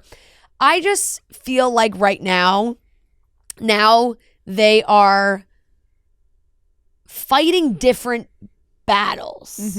Like Blake Lively has listed all these incidents on set of him being extremely inappropriate while they are filming. He's the director. Complaints were made. Nothing was resolved. She says this whole meeting happened. His team is like, we don't know what this is. We don't even like this document. We don't. He says there was a meeting that allegedly Ryan Reynolds ripped into him, and he says that there were other executives there that afterwards were like texting him like, I've never seen anything happen like that before. Like all these things about Ryan Reynolds, and this was after the potential fat shaming comment. We all know of him, Justin, texting Blake's trainer asking how much he weighs because of a scene so-and-so that he was supposed to lift her. And I just feel like they're interpreting things in different ways, incidents in different ways, but Blake is arguing about all these things happening on set while they were filming. Justin is arguing Blake steamrolled him and took over the movie. Right. Those are two different fights. For sure. Right? Like, yeah. I don't, like the back and forth is like, there's just, one doesn't negate the other. Like, Justin could have behaved that way with Blake on set, and Blake also could have steamrolled the editing and taking over the movie. Yeah. And one doesn't like negate the other. For sure. So it's just, I don't know. I really don't know where this is going to go. They want like a trial. Yeah, the fact and they that want to release like every piece, every text, every correspondence, like everything they want. Right. And I'm sure it's because if you're on Justin's team right now, he got dropped by WME. I think that he's already won in the court of public opinion when this all happened first. So I'm sure in their mind they're like, all right, let's hash it all out. Let's put it all on the table. And if we have these instances that we can lay out and just put it out there, public knowledge of Blake making these decisions or going over Justin's head and doing all these things, that will make people not like Blake, and therefore they won't care about what she said. Right. And I think that's sort of what's happening already, and kind of the way the world thinks a lot of times. And you already talked about it in the beginning of this conversation, where it's like, when someone makes their mind up about somebody, it like sometimes it can't be changed. Like no matter, like they've decided, people have decided they don't like Blake Lively. So even if she felt like things were inappropriate and she was uncomfortable, people are like, oh, okay, well, you know what? Yeah. Well, she's doing this and she steamrolled the project. Right. And it's like, well, how does that make any of the other stuff okay? Like sometimes people lack the ability to like see other sides of things even when they don't like somebody. So that seems what's happening right now. Yeah, but it really feels like they're ready to lay everything out there and be like, now, because it is now just it's a PR battle. Like I know they have taken it now through the legal system and everything, but like they are fighting so hard to save their reputations. Yeah. It feels like at this point. Right. And I just feel like if like Blake was pretty, it was pretty silent for a little bit. It was pretty quiet. Yeah, right. Like, and that's what I'm saying. It's clearly for her to bring it up again. She clearly was uncomfortable because she was silent and then released this, and it was like, okay, well, she had been waiting for the moment to, make it clear how she felt, and the support was there for her. I mean, past co-stars from the movie, Jenny Slate had said something. Colleen Hoover, which however you feel about Colleen Hoover, is firmly seems to be with Blake. Her sister are the Traveling Pants sisters. Yeah. All said something together. And I've seen a lot of people also say, no, they're Colleen Hoover's with Blake because they're fighting so hard they want to make the second book into a movie. I'm like, in what world do they want to make the second book into a movie? After everything that happened, they're not touching this shit again. Never. Like, why? I can't imagine. And then truly, like, I will do a complete 180. Like, if Blake Lively is like, I still want to do this movie, like, then maybe she's lost me. Yeah. Because why would you want to? Why? No, there's no way. And Ryle's still in the second book. Yeah. What do you gonna recast him? Like, no, what? There's no way. There's a 0.00000%. They just write him out of the story completely. No, but it's just not. That's not happening. No, it's just not happening. It's really that just could not be and then it was worth it at all. There was some like Justin Baldoni's like response or defense was that like he's just a weird guy, you know, like even the parts of like talking to Blake's like dead father, and then it was like the response was like, would he do this? No. Would he do this? No. Would he tell Blake that he talked to her dead father? Yes. Yeah. And it's like, what? Like no. Look, I think that there's a bunch of instances where these people are like Blake and Justin Baldoni are oil and vinegar. Like they live in different, like they don't mix. Mm-hmm. And like the example of the producer, he was also named a lot. I'm forgetting his name at the moment, but he also runs the studio that with Justin. Mm-hmm. And in Blake's complaint, it was an instance of they're working on the birth scene in the movie, and he shows her a video of his wife giving birth, like fully, open, giving birth, and a home birth.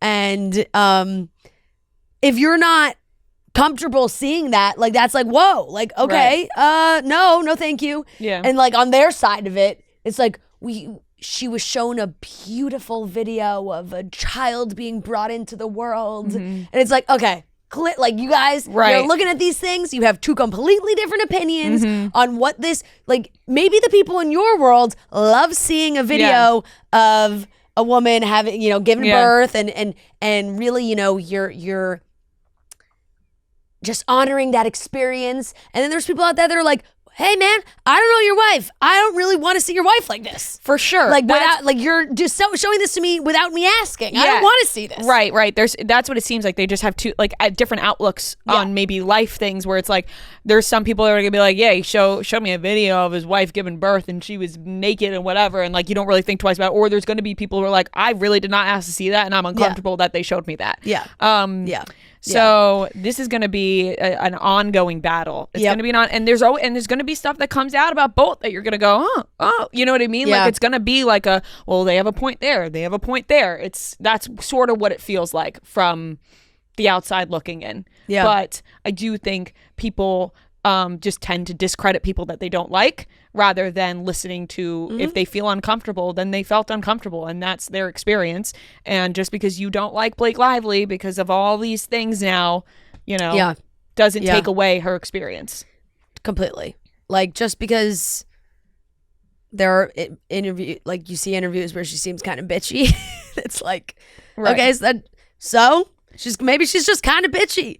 Everyone's got a bitchy friend. And you still love them because you know you're their heart and soul, but on the exterior sometimes they're like, damn, she kind of comes across like a bitch. That was a little bitchy. And you're like, yeah, but she's our bitch, you know? And I just feel like Blake Lively's friends think about her like that. Like I don't, and it just doesn't. It does not negate what she's saying. You can't be like, oh, well, look at what she said to that interviewer and then read what she said and be like, well, she's probably lying. How, what? For sure. So, yeah. But no, this is going to be dragged on for a while now with the whole legal system involved. I don't really know what the next steps are, but we saw that they want a jury trial. Baldoni wants a jury trial, and so we'll see. Blake and Ryan were not at the Golden Globes. They did not Deadpool and Wolverine obviously was nominated in the box office achievement category, but they were not there. So I'm assuming they will probably be laying low for a while. For sure. Guess. It's only gonna get more wild, I assume. Yeah. Moving on. Armie Hammer is on this little like comeback tour in his brain. He has his own podcast. He's going on other people's Armie Hammer comeback tour, party of one. Yes, of the party of Armie Hammer. Yeah, and he has his own podcast, and he's going on other people's shows. And Friday night, when everyone was at our apartment, we were like going through YouTube, like, oh, let's watch some like funny YouTube videos, and it popped up that Armie Hammer went on Tom Segura and Christina P's podcast, and I was like, I gotta watch this. I was like, guys, we gotta watch this. Armie Hammer's on Tom Segura's podcast. What?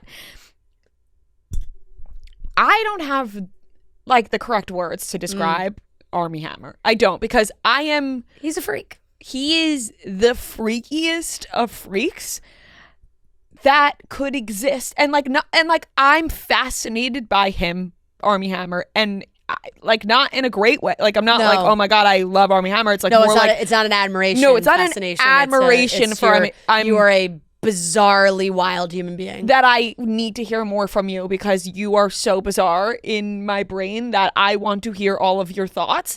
The things that he was saying.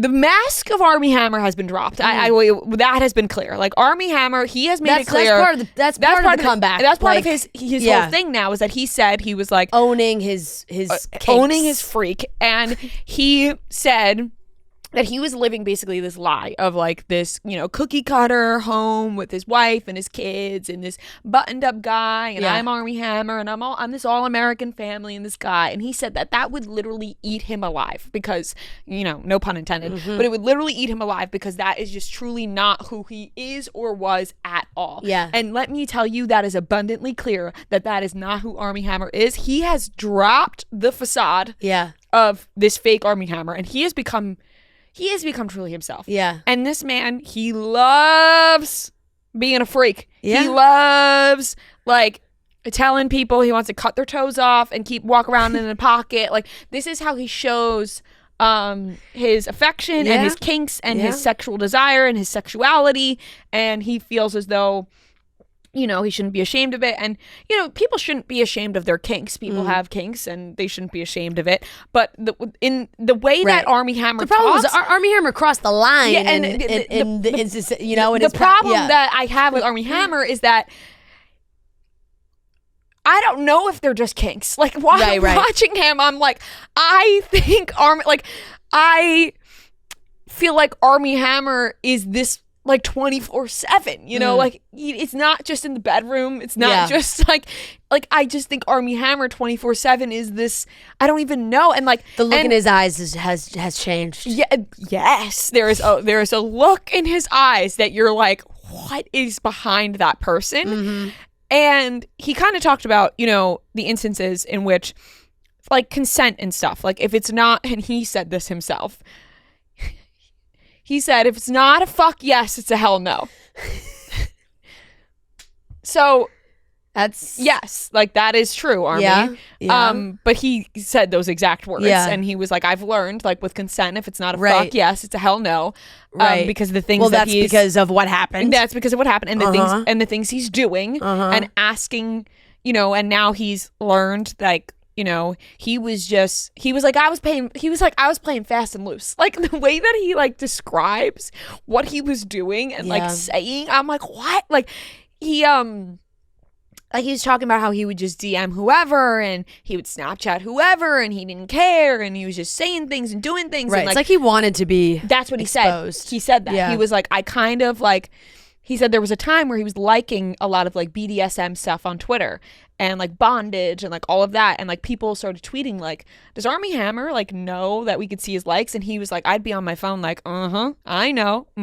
Like he was like, I was like the way that he describes it, like he's so open that it's fascinating, and he's basically like, he doesn't feel like he should be ashamed of any of this. And, he was like, no, I was liking these things on Twitter. I knew people could see my likes. And I was like, this is who I am. Like, I kind of want to get caught. And you know, I think he ended up in situations where he wasn't totally like the consent maybe like wasn't totally there, and he was just doing things, and the you know, girls ended up feeling uncomfortable. These and girls they had awful experiences. Yeah, they did, and they ended up feeling very uncomfortable with Armie. And he's this is him talking about it himself. He's like, you know, I would get with a girl, and it would be like a whirlwind for like a month and a half, and I'd do everything with them, and we'd be hanging out, it'd be great, and then I'd dump them to the side a month and a half in, and I'd go on to the next one. Like, this is how. Yeah, and he was like openly acknowledging all like, while married. Yeah. Yeah. But he was acknowledging like, yeah, like I get why they'd be pissed. Like I just toss them aside after they thought like this was their whole life. And the way he's talking about, he's like saying it with a smile. That's what I'm saying. It's like the character in which he, like, not the character, the person who he is like, he's not talking about these things being like,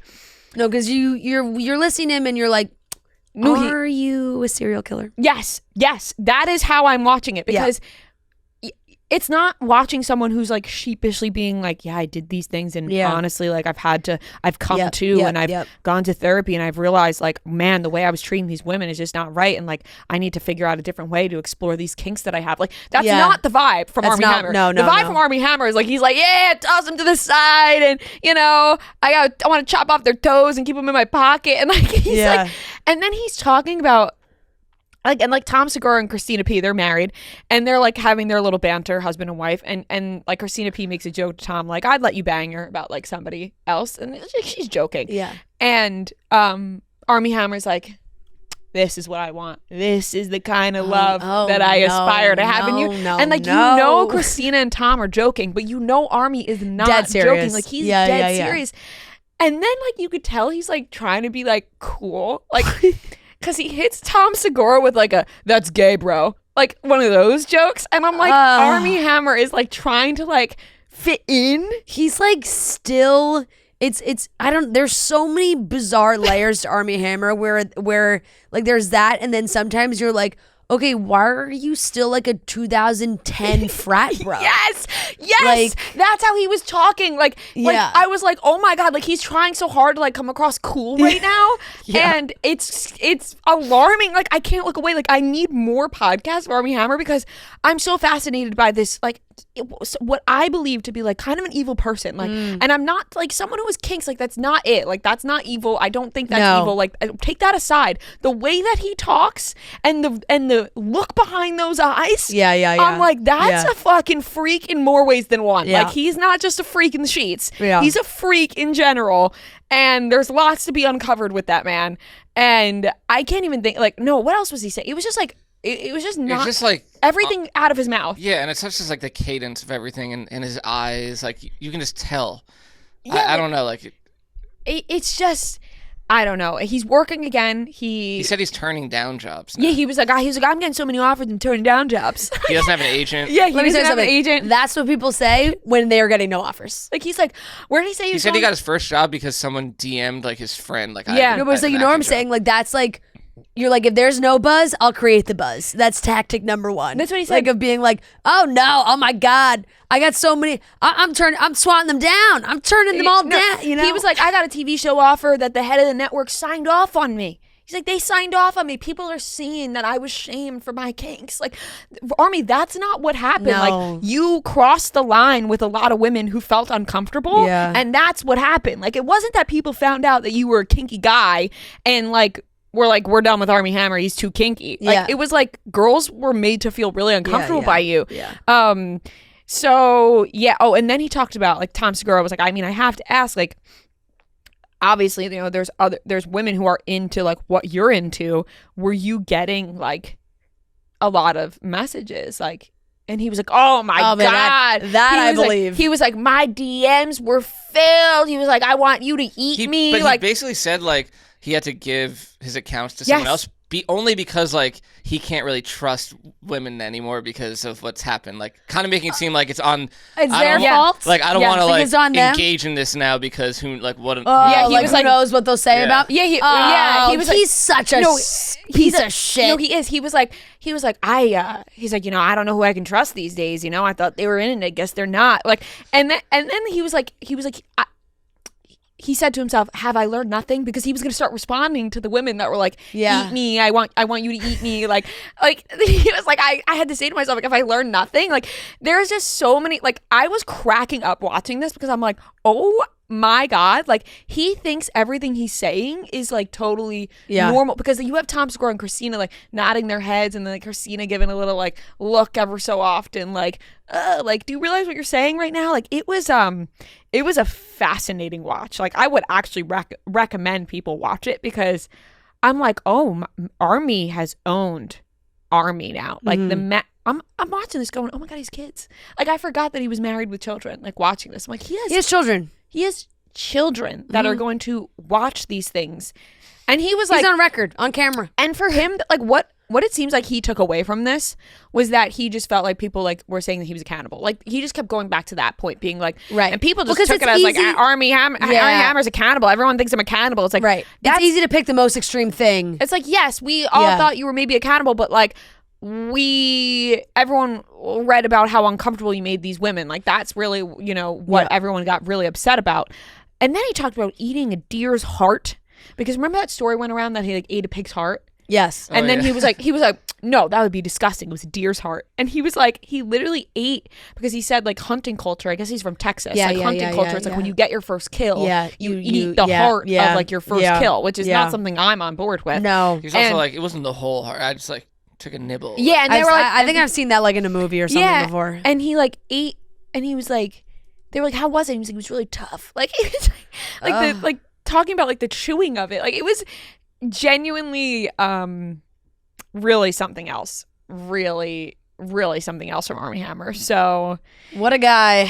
Truly what a guy. He's like has an apartment in New York City, I guess, and has a podcast, and I think he thinks podcasting, and not to like take a shot at us because we are podcasters, but like he's like podcasting, you know what I mean? Like he's like, he just found podcasting. Yeah, like he's like podcasting. He's like, this is for like me. Like the way that he's talking to Tom is like, it seemed like he was kind of starstruck. Yeah, to be he on was their podcast. being on that podcast was like, Yeah. And then he talked about being on somebody else's podcast right before that, and I don't know whose podcast he did, but he was like, yeah, not my kind of guy. He was pressing me heavy. He's just not my kind of guy. And I was like, he thought that, like, I could imagine when Armie Hammer left their house, Tom and Christina were like, what the fuck? What the fuck was that? Yeah. But he thinks that they're like, what a cool fucking guy. Right.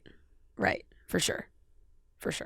Like, oh my gosh, I could talk about this for hours, because you have to watch it, Fran. Yeah. I think I will. Open seat right there, Armie. No, then I started turning to Noah, and I was like, that's gonna be a no. I want him on this show so bad. Oh my God, I genuinely, because you could ask him anything, and he'll like, he says things, and he doesn't even realize what he's saying is wrong. Yeah, like, he's just like incriminating himself at everything he says. It's like, what? Yeah, he's no good. Armie Hammer's no good. No good. If you are looking for the way to a healthy scalp, then look at Way. Yes, that's spelled OUAI. And you can get to the root of healthy hair with hair goals with Way's scalp care that will get your strands looking stronger, fuller, and healthier. I actually gifted some people Way products for Christmas this past season because I'm obsessed with Way products. I think they're outstanding. Their hair and body products all are made to be effective, and they are, and they work for you and your routine. I've been using the Way leave-in conditioner for years and years now. It is my staple. Also love the body scrubs, the body creams, the thick hair and conditioner, the scalp scrub I absolutely love when I'm, doing a lot of slick back looks, putting a lot of, products in my hair. I can use the scalp scrub, the shampoo to get it all out, detox. There's also a scalp serum, and it balances and hydrates the scalp.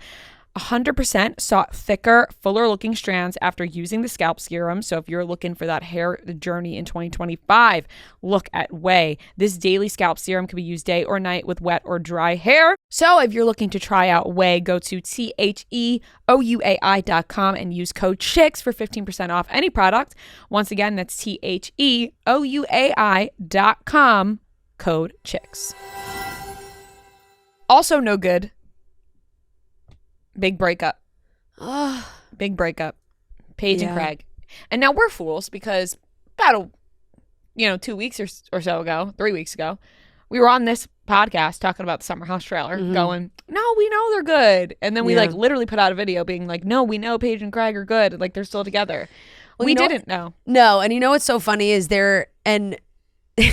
like anytime that there are rumors about them, and there's been it was either breakup or engagement. Like those were the rumors like the last like couple months. TMZ, no one's going to stop us to tell us. I was going to wait to 10 minutes ago, TMZ has reported that Zendaya and Tom are officially engaged. Oh, fuck yes. I mean, this incredible news. I got chills. Oh my God. I'm looking at our own Instagram right now. Chicks in the Office reported Zendaya and Tom Holland are engaged. Oh my TMZ has reported they're officially engaged.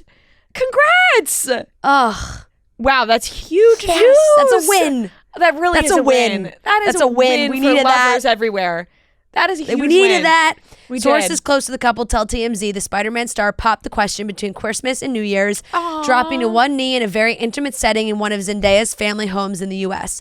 We're told Tom didn't make a huge show of the engagement. It wasn't a big over-the-top proposal, and said it was very romantic and intimate. Our sources say the family wasn't there. It was just a sweet moment between Tom and Zendaya. Zendaya showed off her massive engagement ring Sunday at the Golden Globes. Oh, that is so sweet. That is so sweet. Lovers rejoice everywhere. Oh my God. Congratulations. You know, sometimes you do, and we have the other side of it because we're talking about Craig and Paige breaking up. But you know, you just get attached. You do. You get attached. You get attached. And whether that's right or wrong, because I did listen to the Giggly Squad episode, and they're like, you know, we're people. Like breakups happen. Like it's like, you know, life, the earth keeps spinning. Right. Like it's like, you know, don't be going on the internet being like, oh my God, love's dead. Like, you know, right. It's like, yeah, I understand. Yeah. 100% totally get it. But when love wins, you could celebrate. I'll take the win. For sure. You celebrate love. I'll take the win. When somebody breaks up, you can move along. Yeah. And I think for Craig and Paige, you know, we know them in real life and we love them as a couple, but we love them both separately as well.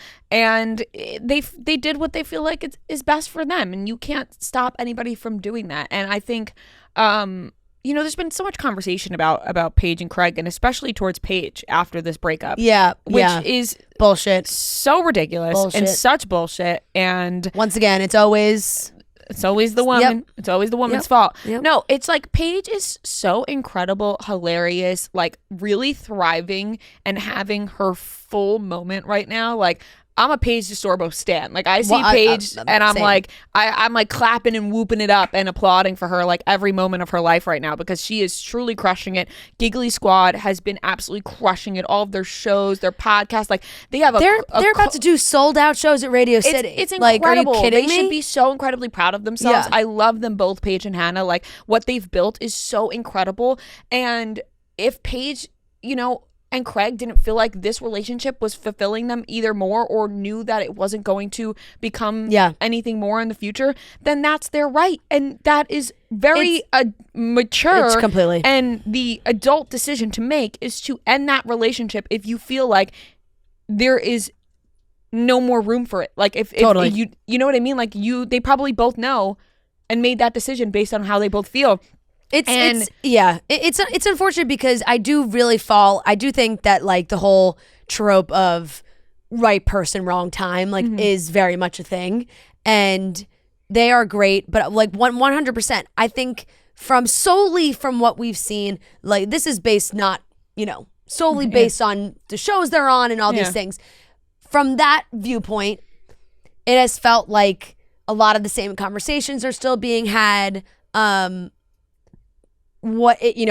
mean, Craig on this last episode of Southern Charm was talking about freezing his sperm. Like they're clearly in different places, and neither of them should have to compromise for sure. That if that's really where they're at and what they want, and I'm guessing that that's kind of the conversation that they had, because it's like Craig, I think he wants these things sooner rather than later. He doesn't want to keep waiting. That's so fine. Craig and Paige, like we said, thriving right now. Giggly Squad took over the world this past year. Yeah, it's like incredible. They are doing so well. She's prioritizing that right now, and that is so fair, and she should be allowed to do that. And I think sometimes you also like people vilify women for that too, because they're like, oh, what, like, why Craig, he wants to get married and have kids, like, why doesn't she want that? It's like, that's not every woman's dream. No, like it's so I think she was getting wrongfully criticized. There's weird TikTok rumors and she's out with this guy and blah blah blah, and it's like, all right, everybody calm down. Like, why do we have to turn this into some big drama when all we have to do is take Paige for her word. She's literally going on her own show, talking about it to her listeners and being like, we're good. Like, I will always have love for Craig, and this was what happened. And like, now we're moving on. But like, don't try and make some big thing out of it because you want the drama to be there. But people want drama, and they make things out of nothing. And honestly, it's like, people have to remember, for literally anybody that, podcast, celebrity, whatever it is, when someone talks about a breakup, you don't know every detail that happened. Yeah. Like, people will be like, well, she said this. And it's like, well, you don't know, like, you also don't know exactly what happened. You don't, and then that's where the speculation comes in, is that people are like, well, then this could have happened or this could have happened. It's like, all right, well, let's just take what she said. Yep. Well, that's it. And like, move along. They broke up. And everyone loved them together as a couple, including us. And we love watching them on our TV screens. But unfortunately for them as people, it's not the best thing anymore. And that's all right. And the people coming for Paige are absolutely ridiculous. Just like so ridiculous. It's insane. Yeah. But I do see a lot of people also, applauding Paige and the both of them for recognizing that they shouldn't be in this relationship anymore and going through with that, because that's the mature decision to make, instead of like dragging on a relationship that ultimately ends, and then you start resenting people, and then it's whatever. But so I hope the best for the both of them, and I think Paige will continue to thrive and Craig will continue to thrive. Yep. And hopefully they can stay on peaceful terms. Exactly. Because they do revolve in the same universe. But I do think it was such a great relationship for both of them, even just in the sense of like personal growth, and Paige did mention that for sure, talking about it as well, and Hannah did too. It's just I just feel like he was a great boyfriend in that sense. Yeah. Which is so great, because it's just like, there is that the relationship means something, and it helped them both individually. And it's, people felt the same way about Craig. They're like, oh, look how great Craig is doing. I feel like Paige has had so much to do with that. And they'll still be able to keep those things with them. Right. As they continue on separately. And Craig even would say that Paige helped him a lot. Totally. So it's like, you can't take that away from either one of them. But yeah, that news actually did shock me. No, like we were sad. We were sad, and I was completely shocked. Yeah. I was like, what? Yeah. Yeah. Because you text me like, did you see? And I was like, what? I was like, huh? No. I was thrown off. Well, it also always, this is what I was actually saying before with the TMZ thing.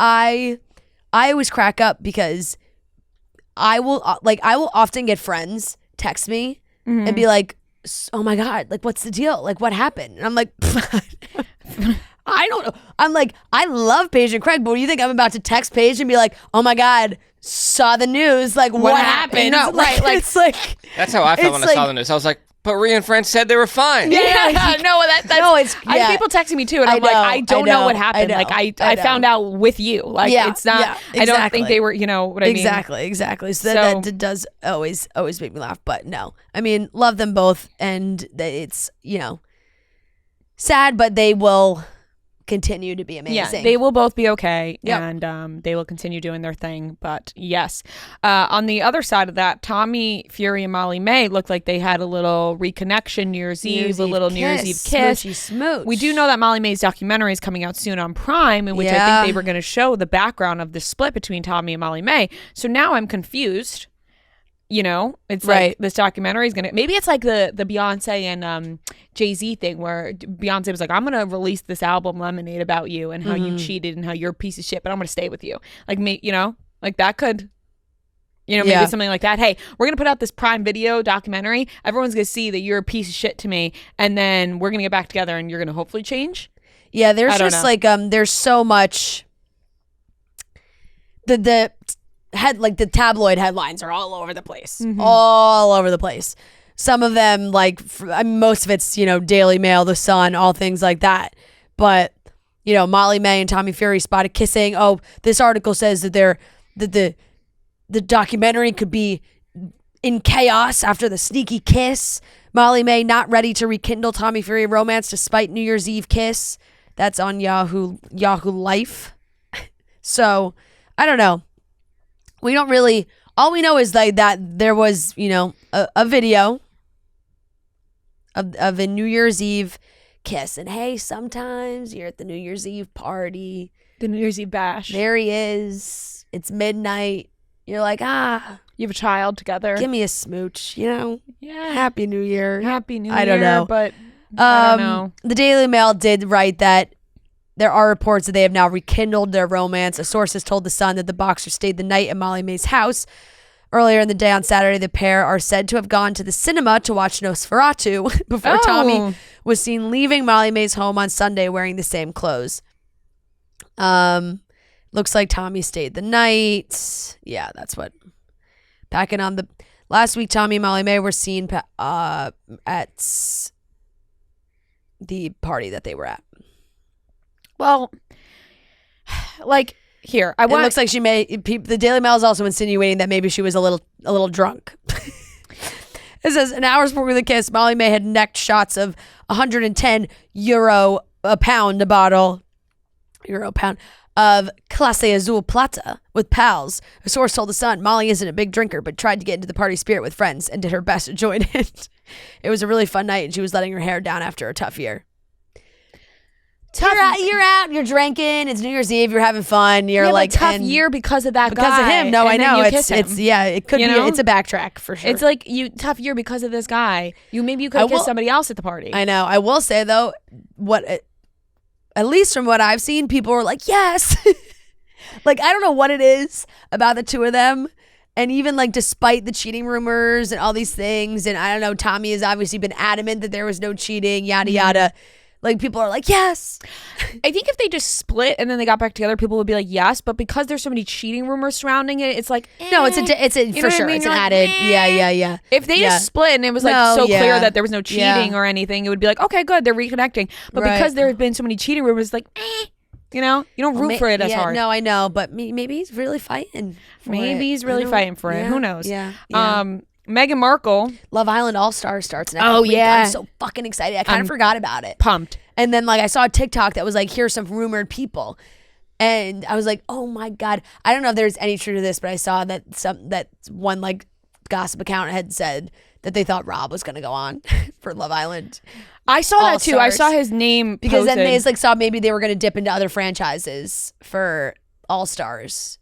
For UK All-Stars, which would be interesting. I don't know if they would actually do that because UK has so many superstars already to choose from, But I did see one confirmed. Apparently, is India. Oh, who was her in OV? Yeah. Interesting. So I love All-Stars. Same. I think it's gonna be so good. So that starts on Monday. That's super exciting. Yeah. Woo! Back in the Love Island action. Last topic, Meghan Markle. She has a new lifestyle show with love. Oh, Meghan. Now on Netflix. Look, did I chuckle as I watched this trailer? I did. But you know what? I give it to her because she's going to get made fun of for this, I think. People were laughing at the trailer and all these things. Oh, she wants to be Martha Stewart. She wants to be Martha Stewart.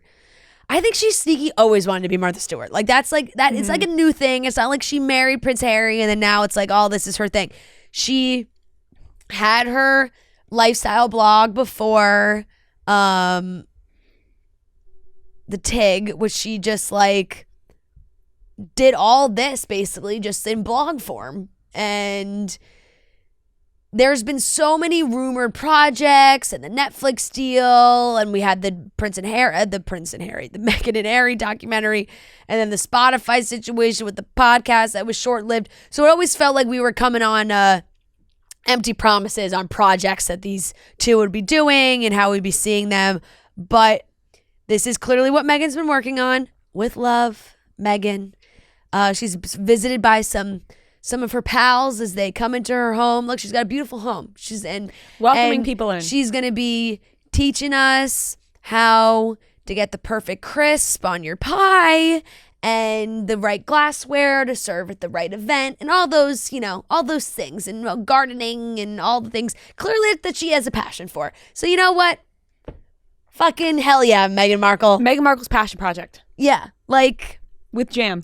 Where the fuck is the jam? I don't know. Is the jam going to be in the show? In the cooking segment. Like, it's still funny because it continues to be a thing where it does feel like, if one thing slowly disappears, just another thing pops up. So it's like, we're forgetting about the jam, the whole website, the whole business. She made herself CEO. There hasn't been one Instagram post since they announced it. She sent jam to celebrities and that was it. And now now she's got a whole lifestyle show. But maybe the jam didn't take off in the way that she thought she would. And she was like, I need this show to promote my jam. Yep. And then I hope the jam is incorporated in the show. Right. If she doesn't, it's really a huge miss by Meghan if she doesn't incorporate the jam. Yeah. I do enjoy listening to her talk. Like, she has a very calming voice, in my opinion. Mm-hmm. So I'm intrigued. I think there's a potential for a show like this to be extremely boring. Probably a one-seasoner. But like her podcast. But that won the People's Choice for best podcast. And she just wants... She has a lot of passion projects. This is what she loves. Her hands in everything, you know? This is what she loves, and we're going to see it. And that's what she's saying. That's literally the name of the show, With Love. You know, mm-hmm. She's showing us what she's doing. Yeah. There on Netflix. It's coming next week also. So we'll get to do a review. A full review. Yeah. Of With Love. What happens on this show. Groundbreaking. Beekeeping. Mm-hmm. You know, the whole shebang. Nine. The whole shebang. Yeah, the whole thing. Yeah. Which leads us into the Weekly Watch Report, you know? We can wrap up the topics and get to the Weekly Watch Report. Let's do it. Chicks in the Office is sponsored by BetterHelp. Every January brings you 365 blank pages waiting to be filled. In 2025, maybe you're ready for a plot twist, or maybe there's a part of your story you've been wanting to revise. Life isn't about resolutions that fade by February.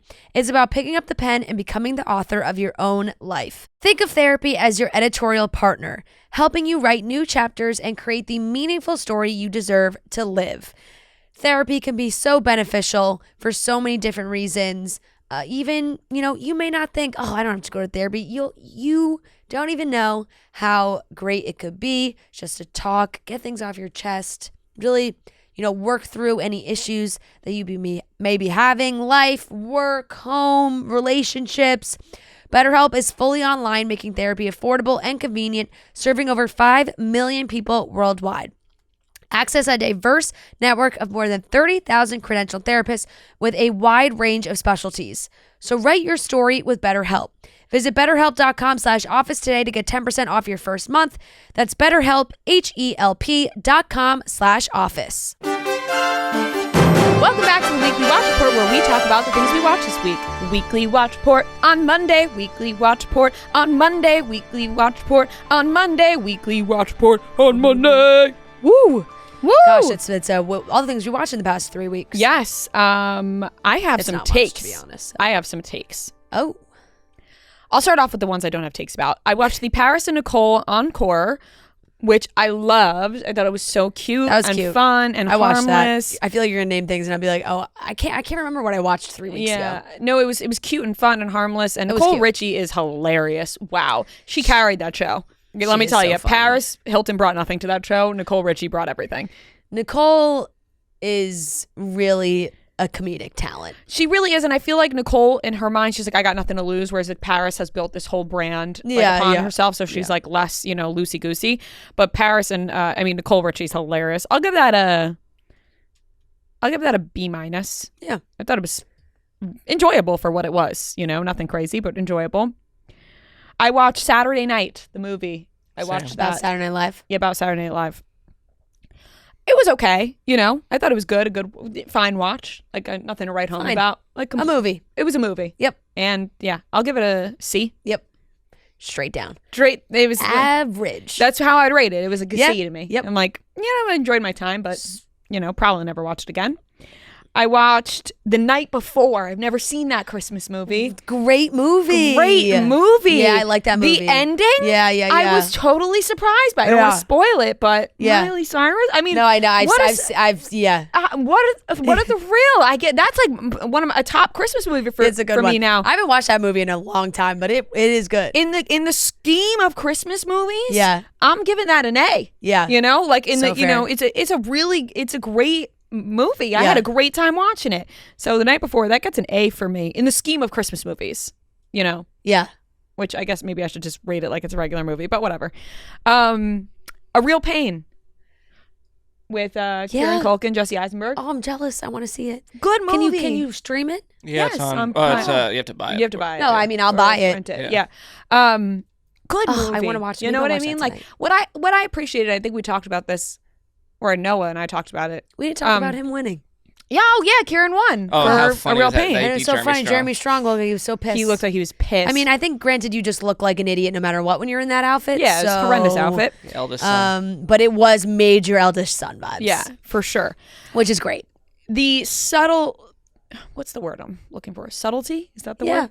The subtlety of this film is what I really enjoyed. Little moments in which it felt like the dialogue was really real, Like it wasn't overacted. Like it was just like felt like it was interesting because I appreciate Jesse Eisenberg's work. Yes. Yeah, I watched a lot of interviews because he directed and wrote it, but that he would like try to direct Kieran Culkin before a scene, and Kieran Culkin would be like, "Let me just like do the scene."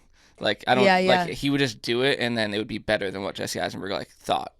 I've seen a lot of interviews of the two of them, and it is funny because like what Jesse's saying is like positive about him, but then also sounds like that Kieran is. It sounds like is maybe like not your typical actor. It sounds like they're the characters that they played, like in real life. That's like that dynamic is how it is in real life. Yeah, I enjoyed my time watching it.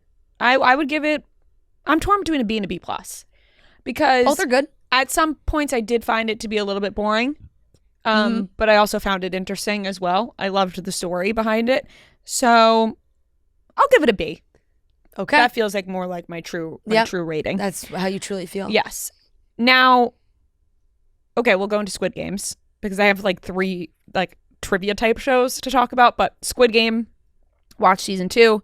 I thought season 1 was so much better than season 2. Like I don't even think it's close. Yes. And so I'll give Squid Game a C. Yeah. It is tough because it's just a giant setup. Yeah. I'll give Squid Game a C. Like the middle, like I like when they're in the game more. Yeah. So the first 2 episodes were a little slow for me. Then they get into the game. I appreciate the game, but I didn't even think it was close to season 1. So I'll give that a C. Then we enter the trivia portion of my watching. Fast Friends with Whitney Cummings on Max. It's a game show about friends. About friends. Yeah. One of the worst shows I've ever seen. Really bad. Like really, really bad. How do you mess up a trivia show? It's just like it's just doing too much. Where if it was like if it was just like a Friends trivia show, I think I would enjoy it more. But like all the little like tidbits and things in it, I think are making it super cheesy. Yeah. Where it could have just been like a game. If it was a game show about friends and we take it seriously, like Jeopardy, then I think I would like it more. But because it's so like cheesy and whatever, it takes it away from me. I told Matt that I didn't know whether I was turned on or turned off by how fast he knew the answers to these questions. Like genuinely faster than the people on the show. Damn. Impressively. He's so good with us answering our friends. No, he really was. Would just phone a friend to just be him because he knew these incredibly fast. Like I was like, what the hell is going on? Like why? Like we watch Friends together. I don't know these answers, and you know them impossibly fast. Really, just an awful show in my opinion. I like if I'm being blunt, like I really think it's one of the worst things I've ever watched. So I'll give it a D. Just to be nice. I'll give it a D. Because it's like one of those that you watch it, you're like, I can't look away because it's so bad. Yeah. But I never returned for the second episode or anything like that. Just the first episode. Pop Culture Jeopardy with Colin Jost. Love. Because a little iffy on it. Well, for me, regular Jeopardy is not my forte. I feel like a dumbass when I watch regular Jeopardy. Yeah, most people do. Watching Pop Culture Jeopardy, I feel like we're top of the top. genius. Yeah. I know I'm like, oh my God. I'd be going all the way to the quarterfinals, all the way to the end on this show. I'm a big fan of this. I know people had opposite reaction. I'm a big fan of pop culture. What don't people like? I don't know. They don't like Colin? Oh, well, I'll tell you what I don't like. I don't love Colin. I feel like Colin makes a lot of I feel like Colin doesn't know why Colin's there. Like I like there's some moments where I'm like, not that it needs to be taken so seriously, but maybe it is because, we are in the pop culture world that I also find I don't love the three-person team setup. Like, you can play that as an individual person, I think. And I think sometimes it might even just be a visual thing to me. Like, it's congested. Maybe it's just because I also watch a lot of Jeopardy. Like, Joe watches every fucking episode of Jeopardy. So we watch a lot of Jeopardy. But I feel like they're like, oh, it's silly because it's pop culture, so we'll do three people a team instead of one person gets to be their own person and do pop culture Jeopardy, because we have no problem answering the questions at home as one person. But no, I do like Colin a lot, as I like him as a person. But there's just some moments on the show where I'm like, I feel like he's making a joke about the show. I'm like, come on, we're having fun. Yeah, I guess I didn't pick up on that. Yeah. I've quite enjoyed my time watching it. I enjoy watching it. Yeah. Also from the standpoint of it is fun because I feel like the answers, I'm like, oh, I know that. Yeah. I like the categories. I think the categories are fun. Categories are good. I've enjoyed my time. I'll give it an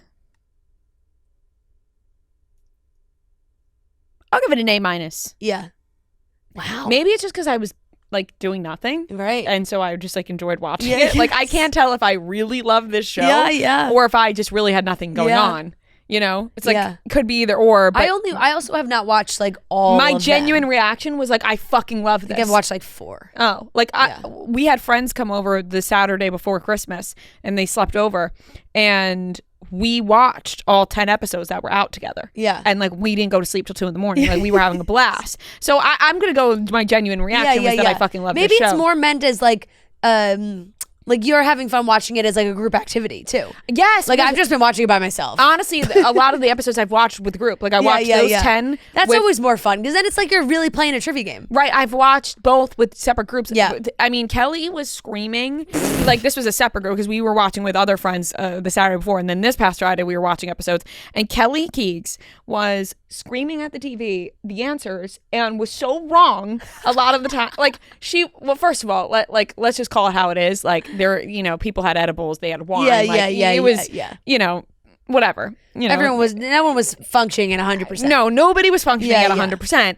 And especially Kelly, who would yell it was funny. It was hilarious. We were, and Kelly then started laughing too because she would yell an answer at the TV and it would be but she was so convinced. She was and it would be the answer that was in the question. The show title would be in the question and she would yell the name of the show and we'd be like, Kelly, that's in the question. And she'd be like, that's the answer.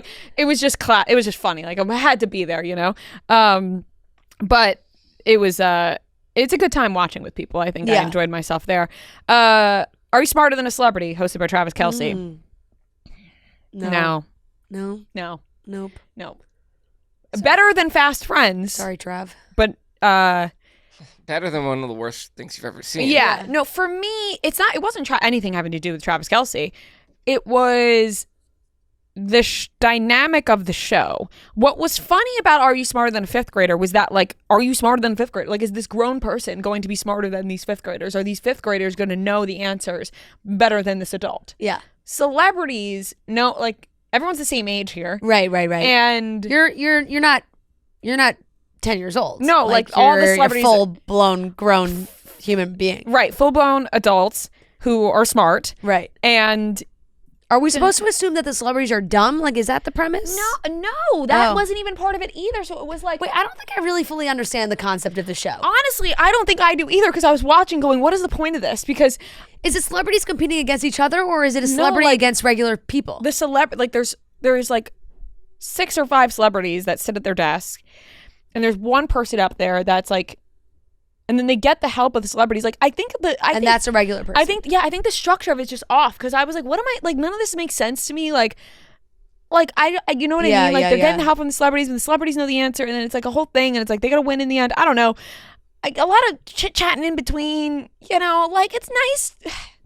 Here's my issue, and this is gonna sound rude.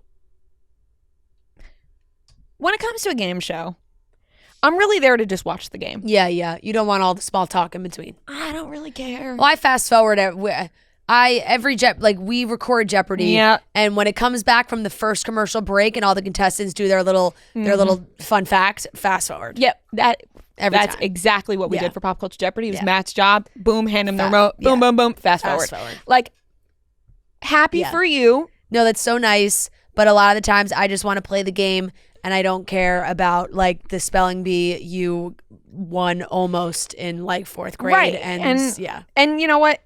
For somebody who like speaks on a podcast about these random stories about their life, you know, I sound like a hypocrite being like, I don't care. So but people fine. are choosing to listen, you know, and you can fast forward or, you know. Yep. But I'm not choosing to listen to that. We're also not a game show. Right. I'm not choosing. We are a podcast, right? Yeah. We have a game show segment. If you want to just fast forward through us talking and do the game show, you can. You're right. You're so right. I'm fast forward through it. So like there's a lot of in between chit chat on Are You Smarter Than a Celebrity? Yeah. And I also am just like, once again, it goes back to the Pop Culture Jeopardy. I'm like, I'm loving the pop culture questions. I don't really have an interest in like, it's just more what equals pie. More in our wheelhouse. You know what I mean? Like I'm done with school. Yeah. Are You Smarter Than the 5th Grader was fun when it came out because I was in school. I was in middle school. Right. And it was like fun to like watch with my parents and like me know the answer and my parents not know the answer. Like that was the thrill of it. Yeah.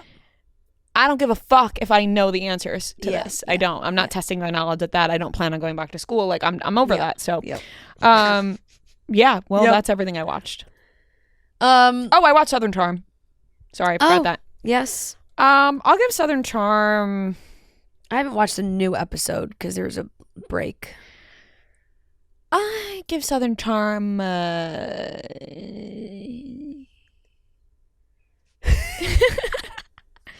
I don't know. I'm not loving it. That's fine. Like C. Yeah. That's what I'm giving Southern Charm right now. What was I gonna say? I feel like there are like housewife shows that I have tried, that I've been watching, that I honestly cannot fully grade to a respectable degree right now because I watched them 3 weeks ago, and they have been on like because the way the holidays fell, there hasn't been like new episodes of some of them. I did catch up on The Challenge, but I still think I'm an episode behind because I think there was a new one on this week or last week. Mm-hmm. But this has felt like a really long season. I don't know if that's the case or not, but it's felt like a really long season. But we're basically right at like I think the final either is around the corner or maybe it happened last week and I missed it still. But I believe that's where they were headed. But I've enjoyed The Challenge. I'll give it a B-. Squid Game season 2. Yeah, it just felt like it felt incomplete to me. Where it was like it had so much potential if it maybe had 3 more episodes. Like it was only 7 episodes. And it was such a setup season because I know like the 3rd season is coming out like relatively faster. And so I'm guessing like season 2 and season 3 are more like it really could have been like 2A and 2B. Mm-hmm. Did you see reports that Leonardo DiCaprio is like confirmed to be in season 3? What? Yeah, I saw that. And like then the director had said that like that we're gonna be A-list celebrities in season 3. Well, Leonardo DiCaprio is going to be in season 3 I saw that and I don't. That feels like a fake headline. I don't really believe it, but like it was like posted by like I think like a pretty credible like account. That feels like a fake headline. And I had to do a double take, but yeah, like why Yahoo? I'm just like searching. Are you seeing it? There's rumors about it. What would he be in? Like maybe like one of the people, the crazy people who bet money on it. I don't know. Here's a Forbes article. Netflix denies American A-list cameo in Squid Game season 3. For a brief moment, there was a report from Korea's Osen claiming inside knowledge that a specific A-list star would be heading to Squid Game Season 3 for a cameo role. The star was none other than Leonardo DiCaprio, about as A-list as you can get. However, Netflix came out to shut this down almost as soon as it started to spread, calling it entirely unfounded. Damn it. Okay, well, that was a roller coaster because maybe they're still lying. For a second, I really thought Leonardo DiCaprio was going to be in Squid Game, and then that lasted about 20 seconds, and now I don't. Hey, right. You never know. Honestly, I even think that that's just like a bad idea. Like that would be so disorienting. Yeah. And would really, but no, I just think like it does feel like this was a part 1 type situation because I just kept getting frustrated while they were in the game because I just really wanted to know what the boss's like motives were being in the game and like competing so hard, and like I get it now, like and then it just ended and I'm like, the TikToks and memes of him, but it's like the whole time I'm just like, what is this guy doing? I'm like, obviously it's like he's on the inside, but I'm like, get to the motive. Like I want to see him back to being the bad guy and like why he's doing this, and then it's just a cliffhanger. I feel like the creator of the show has said that they never thought it would go past a season 1. So they kind of had to scramble, put their brains together for ideas for a season 2, season 3. So at this point, I feel like season 2 and season 3 is just going to be basically the concepts like one season. If that it's just in terms of storytelling, they hit it was so abrupt. And every time there was like one moment that really mattered at the end between the police brother of the bad guy, and they're on I'm like every time they show them on this fucking boat and they're looking and they fail, I'm like, how many times are they just gonna? It just felt a little repetitive in the middle of the season. And then finally towards the end it was like, oh, whatever, the captain's in on it, it's something that everybody's in on it. Everybody knows what's going on. But did you get confused while watching this that you were watching the reality show? Because there were moments where I had to remind myself that I wasn't watting the reality show Squid Game and I was watching the actual show Squid Game. Every time they showed the colorful staircase, that's when I was like getting thrown off. And then when I was talking about last season, like I would start, I'd almost reference the reality show. I'd be like, wait, no, nope. That's what happened on the reality show, not the first season. What happened? Not what happened in the actual show. Yeah. I still find it to be very interesting, and the whole premise is fascinating, and obviously just like the ideas of the lengths people will go for money and greed and all those. I had to look up the really currency. Dark. Yeah, I had to look up the currency because they kept talking about millions and billions, and I'm like, I guess it didn't hit me the first season, but it was hitting me more this season because of all the back and forth of what they should do. Yeah, and I'm like, wait, why aren't they taking? And then I looked it up and I was like, oh, it's not. Yeah, it's not really. It's not equal at all. It's not close. No. So, yeah, I mean, it's obviously still a very good show. Yeah, absolutely, and it is so well acted, but I just felt like the pacing was not as good as the first season. I just think the first season was just spectacular. It's really hard to. It's also, you're not going to have that shock value. Yeah, exactly. It's just really hard to kind of remake that do more seasons of a show like that. That really, at the end of the day, was intended to be one season. So, I'll give it a B- as well. That's I've been catching up on Abbott Elementary because they're doing a crossover with It's Always Sunny this week, and I realized that I hadn't started this season that it's on right now. I hadn't started, so that was throwing that on late at night. I love that show. It's a B+. It's so cute, and I've loved. There was I catch myself actually laughing out loud a lot of the times, and then I'm like, but and I always space on all like I know I like call them by their like teacher names. But Miss Shementi is they all get class pets, and she gets this guinea pig. She ends up like wanting to steal the guinea pig. It's a whole thing. Anyway, I love that show. Classic hijinks. Yeah, and I can't wait. I'm excited for the crossover. I think that's gonna be very funny. And I'm like movies. I'm assuming you watched Shrinking, the finale. No, You didn't? nope. Wow. Haven't watched the finale. There's certain things like I just really was not watching a lot of TV.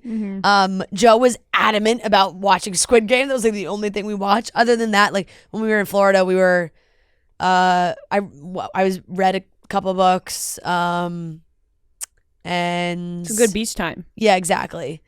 And then like around Christmas time, we did Christmas movies and did a Holdovers rewatch. Fucking, this is such a great movie. Ugh, God, such a great movie. And I watched Juror number 2. Oh. It was good. That's it. I didn't really have too much, like, I wasn't blown away. Yeah. Solid. Yeah, totally. Like good movie. Yeah. But was not like, whoa. I love Nicholas Hoult. He's really having a big year. He is. And one of my favorite things every time people talk about Nicholas Hoult, I was doing it to my family, like after we were watching Juror number 2, was talk about how he and Jennifer Lawrence dated for so long, and people are like, "Oh my God, I didn't know that." I'm like, "Yep." So true. Yep. I was a big fan of that relationship when that was a thing. But no, I thought it was good. It was interesting premise. I'm not really one, and I know I get it. I understand like an ending like that where you can obviously kind of put the pieces together of what's happening. I like that. I like this type of endings. Sopranos ending. Yeah, but it wasn't like a big. In my mind, it wasn't like a big mystery. I'm like, she's gone. You kind of. Yeah. Unless the wild card is you really think she did. Yeah. Whatever, but yeah, I'll give it a. What do I give it? I'll give it a B. Well acted, good premise, but not like shockingly great for me. Yeah. Yeah. I that's got to be everything I did. Okay. I have a bunch of stuff. I'll try to go through quickly for you. I watched for the sake of everyone. Really, this is a long ass episode. Heretic, is that how you say it? The Heretic. Heretic. Okay. B. I think. I've heard people say it differently. I don't know. B, like it wasn't. I didn't love the movie, but Hugh Grant gave a great performance. Yeah. It's like creepy, very creepy. Does he play like a murderer, or it's like a? It's hard to explain. Yeah. All I know is I saw a TikTok interview of him where I was like, God, I love this man because he cracks me up. The interviewer on the carpet was like, this role for you, it's like a dark role. Do you struggle, taking the character home with you or anything? Mm-hmm. And he's like, oh yeah. Just before I got here, I killed 3 people. Do you know what his middle name is? No. Mungo. Oh yeah. I did not know that. Hugh Mungo Grant. Or is this a joke? No, it's not. I'm not playing a joke on you. His actual. Why? His actual middle name is Hugh John Mungo Grant. Is his full name. Oh, okay. But still, that's ridiculous. having Mungo. No, 100%, 100%. Like, why did they put Mungo in there? It had to be for a joke. How funny would his this parents be? were like, we're gonna throw Mungo in there, and his name's gonna be Hugh Mungo Grant. John Mungo Grant. What else? What other words would be funny like that to give your kid first and middle name that are like connected? Gigantic. Hugh Grant jokes unkind parents are to blame for his unusual middle name. Seriously though. Yeah. That's a cruel joke. Seriously. You thought I was like pulling like no, I literally thought I was joke? like, I thought like, yes. For a second, I thought you saw a dad joke and it was just to make me say Hugh Mungo out loud. Nope. Yeah. That's his middle name. But yeah, I think the movie had it was more like a deeper meaning than just the creepiness of it all. Yeah. But I didn't love it, so yeah, I'll give it a B. I watched Subservience, the new Megan Fox movie on Netflix. Horrible. And I knew it was horrible going in. Mm-hmm. It was a Megan Fox movie, so I was gonna watch it. Yeah. Right. That's a D. Okay. She plays like an AI robot that like basically is obsessed with the husband while his wife is sick. Yeah, it's like, isn't it that really hot guy? Who's the other guy in it that was in the other Netflix show that everybody freaked out about him? The Italian guy? Yeah. What's his name? They're just like, hey, we'll Chris? The one that everybody like wanted to set up with Khloe Kardashian that Chris time, remember? right? They were just like, we'll put 2 hot people in this and people will watch, which I think is probably true. Doesn't save the movie. His Michael name, Marone. Michael Marone. Oh, Michelle yeah, Marone? yeah. Michele. Where did I get Chris from? Michele. That guy's name is not Chris. Yeah, he's not Chris. This is an Italian. This is an Italian stallion I don't know right why here. I said Chris. Yeah, Shrinking 11 and 12, episodes 11 and 12. I'll give it a B+. Like, I saw people, I was preparing myself. People online were like, you're going to be sobbing at these last couple episodes. Did I watch it? No, you guys thought the finale was like No, I was 9. so wrong. I thought the finale was episode 10. I thought it was 10, and then there was 11, and then there was 12. Right. I'm like, there's this is definitely not a finale. Wait, spoiler, did it end with him going to Brett Goldstein's character on the train? Yes. And but that was 12. That was 12. And he takes, but then he. Yeah. Okay, I did watch that one. So you watched the finale. I did watch the finale. I watched it, but once again, it was 3 weeks ago. It's not Lifetime. Right. It was last year. It's a blur. It was last year. Yeah. How can you blame her? Yeah. Is there another season? Or no, this is it? I don't even know. I don't. But I feel like this think. should be it. I don't think there should be another season. They've wrapped everything up nicely in my mind. I know. And every time I watch Harrison Ford's character, I just think, God, if they just keep making more seasons, he's gonna be like, it's just gonna they're gonna be kill worse. him off. Yeah, exactly. Mm-hmm. So I started to think did they write this in? Does he have this in real life? I don't know. No, I don't believe so. I don't think so. He was there last night. Looked fine. I did watch it. Oh, I thought yes. Okay. Yep. I'll episode 12. Mark me down as a B+ as well. Yeah, I thought it was B+, just solid.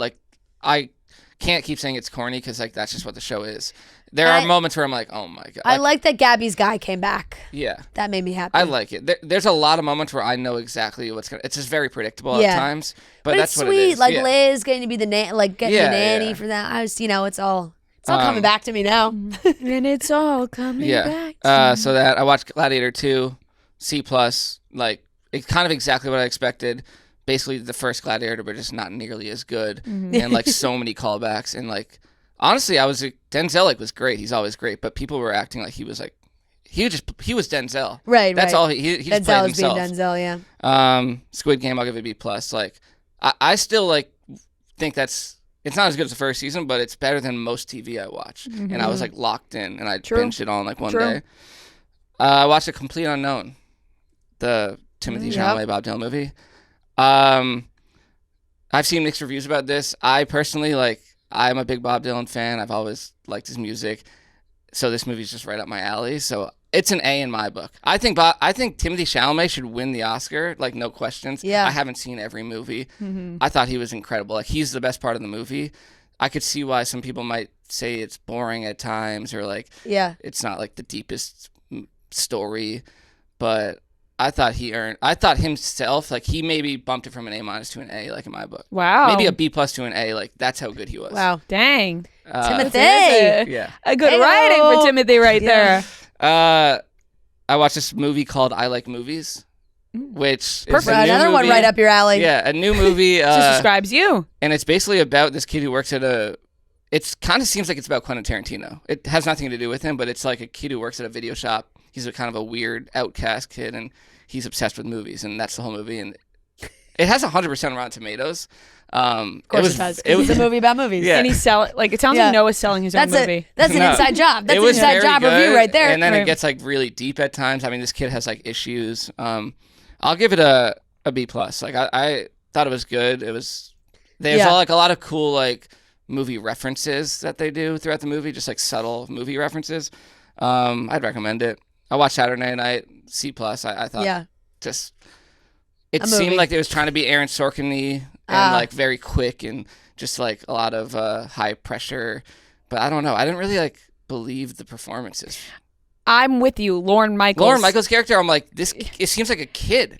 I totally agree with you. He wasn't selling it for me. I thought Chevy Chase, whoever, there were the guy some who people played Dan Chevy Aykroyd Chase, Oh, Dylan O'Brien, I thought did great. Yeah. As Dan Aykroyd. There were some people who were good. Lorne Michaels' character kind of ruined it for me. I don't know. I'm with you. I think he is what took me out of it. Yeah, and I'm like, I don't know enough about Lorne Michaels in that stage of his life to know if this is like how he sounded and acted, but it just was weird to me. I watched this new Michael. I'm getting close, by the way. No, So you're finishing.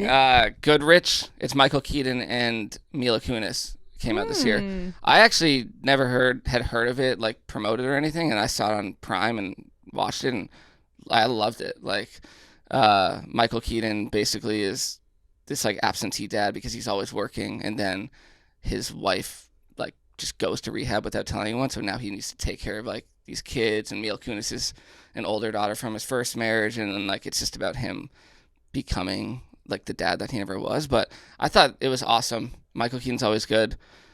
That's an A- for me. Wow. It's a good score from you. Yeah.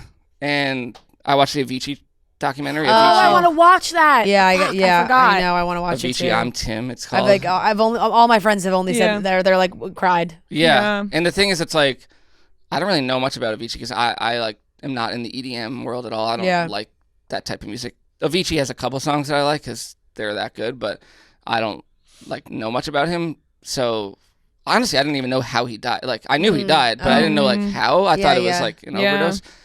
Very sad, obviously. Really sad. Like the first half is interesting to see him like come up and like how he became how big he was, but I mean, obviously, it's just really sad. It's a sad story. Half of the thing is just really, really sad. Some of the most fun nights I've had in my life were at Avicii concerts. Yeah. I went to a wedding last year where the Walk Down the Aisle song was, or Walk Out was Levels. Like when they walked out of. Yeah, I'm gonna hope it was Walking Out. No, it wasn't like it was like Levels, but done in like a wedding type of way. Yes. It might have been the Walk Down. I don't know. It's probably when they walked off the podium, but yeah.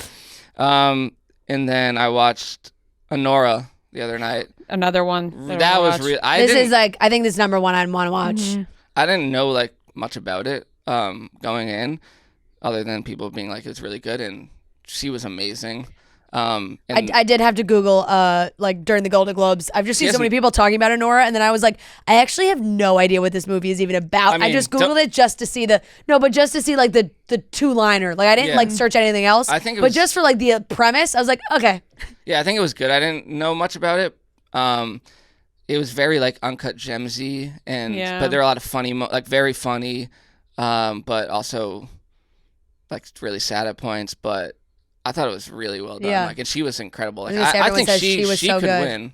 Yeah. I think like she could easily win. And yeah, I thought it was really, really good. Obviously, like I would just recommend don't watch it I watched it alone. Don't watch it with your parents. Just very graphic and sexual. A lot of the movie. And a lot of it's in Russian. Just a heads up. Yeah. But that's an A for me. Solid. And then I rewatched A Real Pain yesterday. I had watched it like months ago when it came out in theaters, but my parents were watching it, so I rewatched it, and it's still an A. Yeah, for me. Solid. So that's it. That's some good ones. I want to watch Avicii and Anora. Those are definitely on my list too, and I want to watch A Real Pain. All right, that is everything we watched. And that wraps up today's episode of Chicks in the Office. Thank you so much for watching and listening. And it was a long one. You know, it was a long one, and bearing with us for those 2 weeks that we were off. And now we're officially back, ready for 2025. Big year. Let's get into it, guys. We love you very much, and we'll talk to you on Wednesday.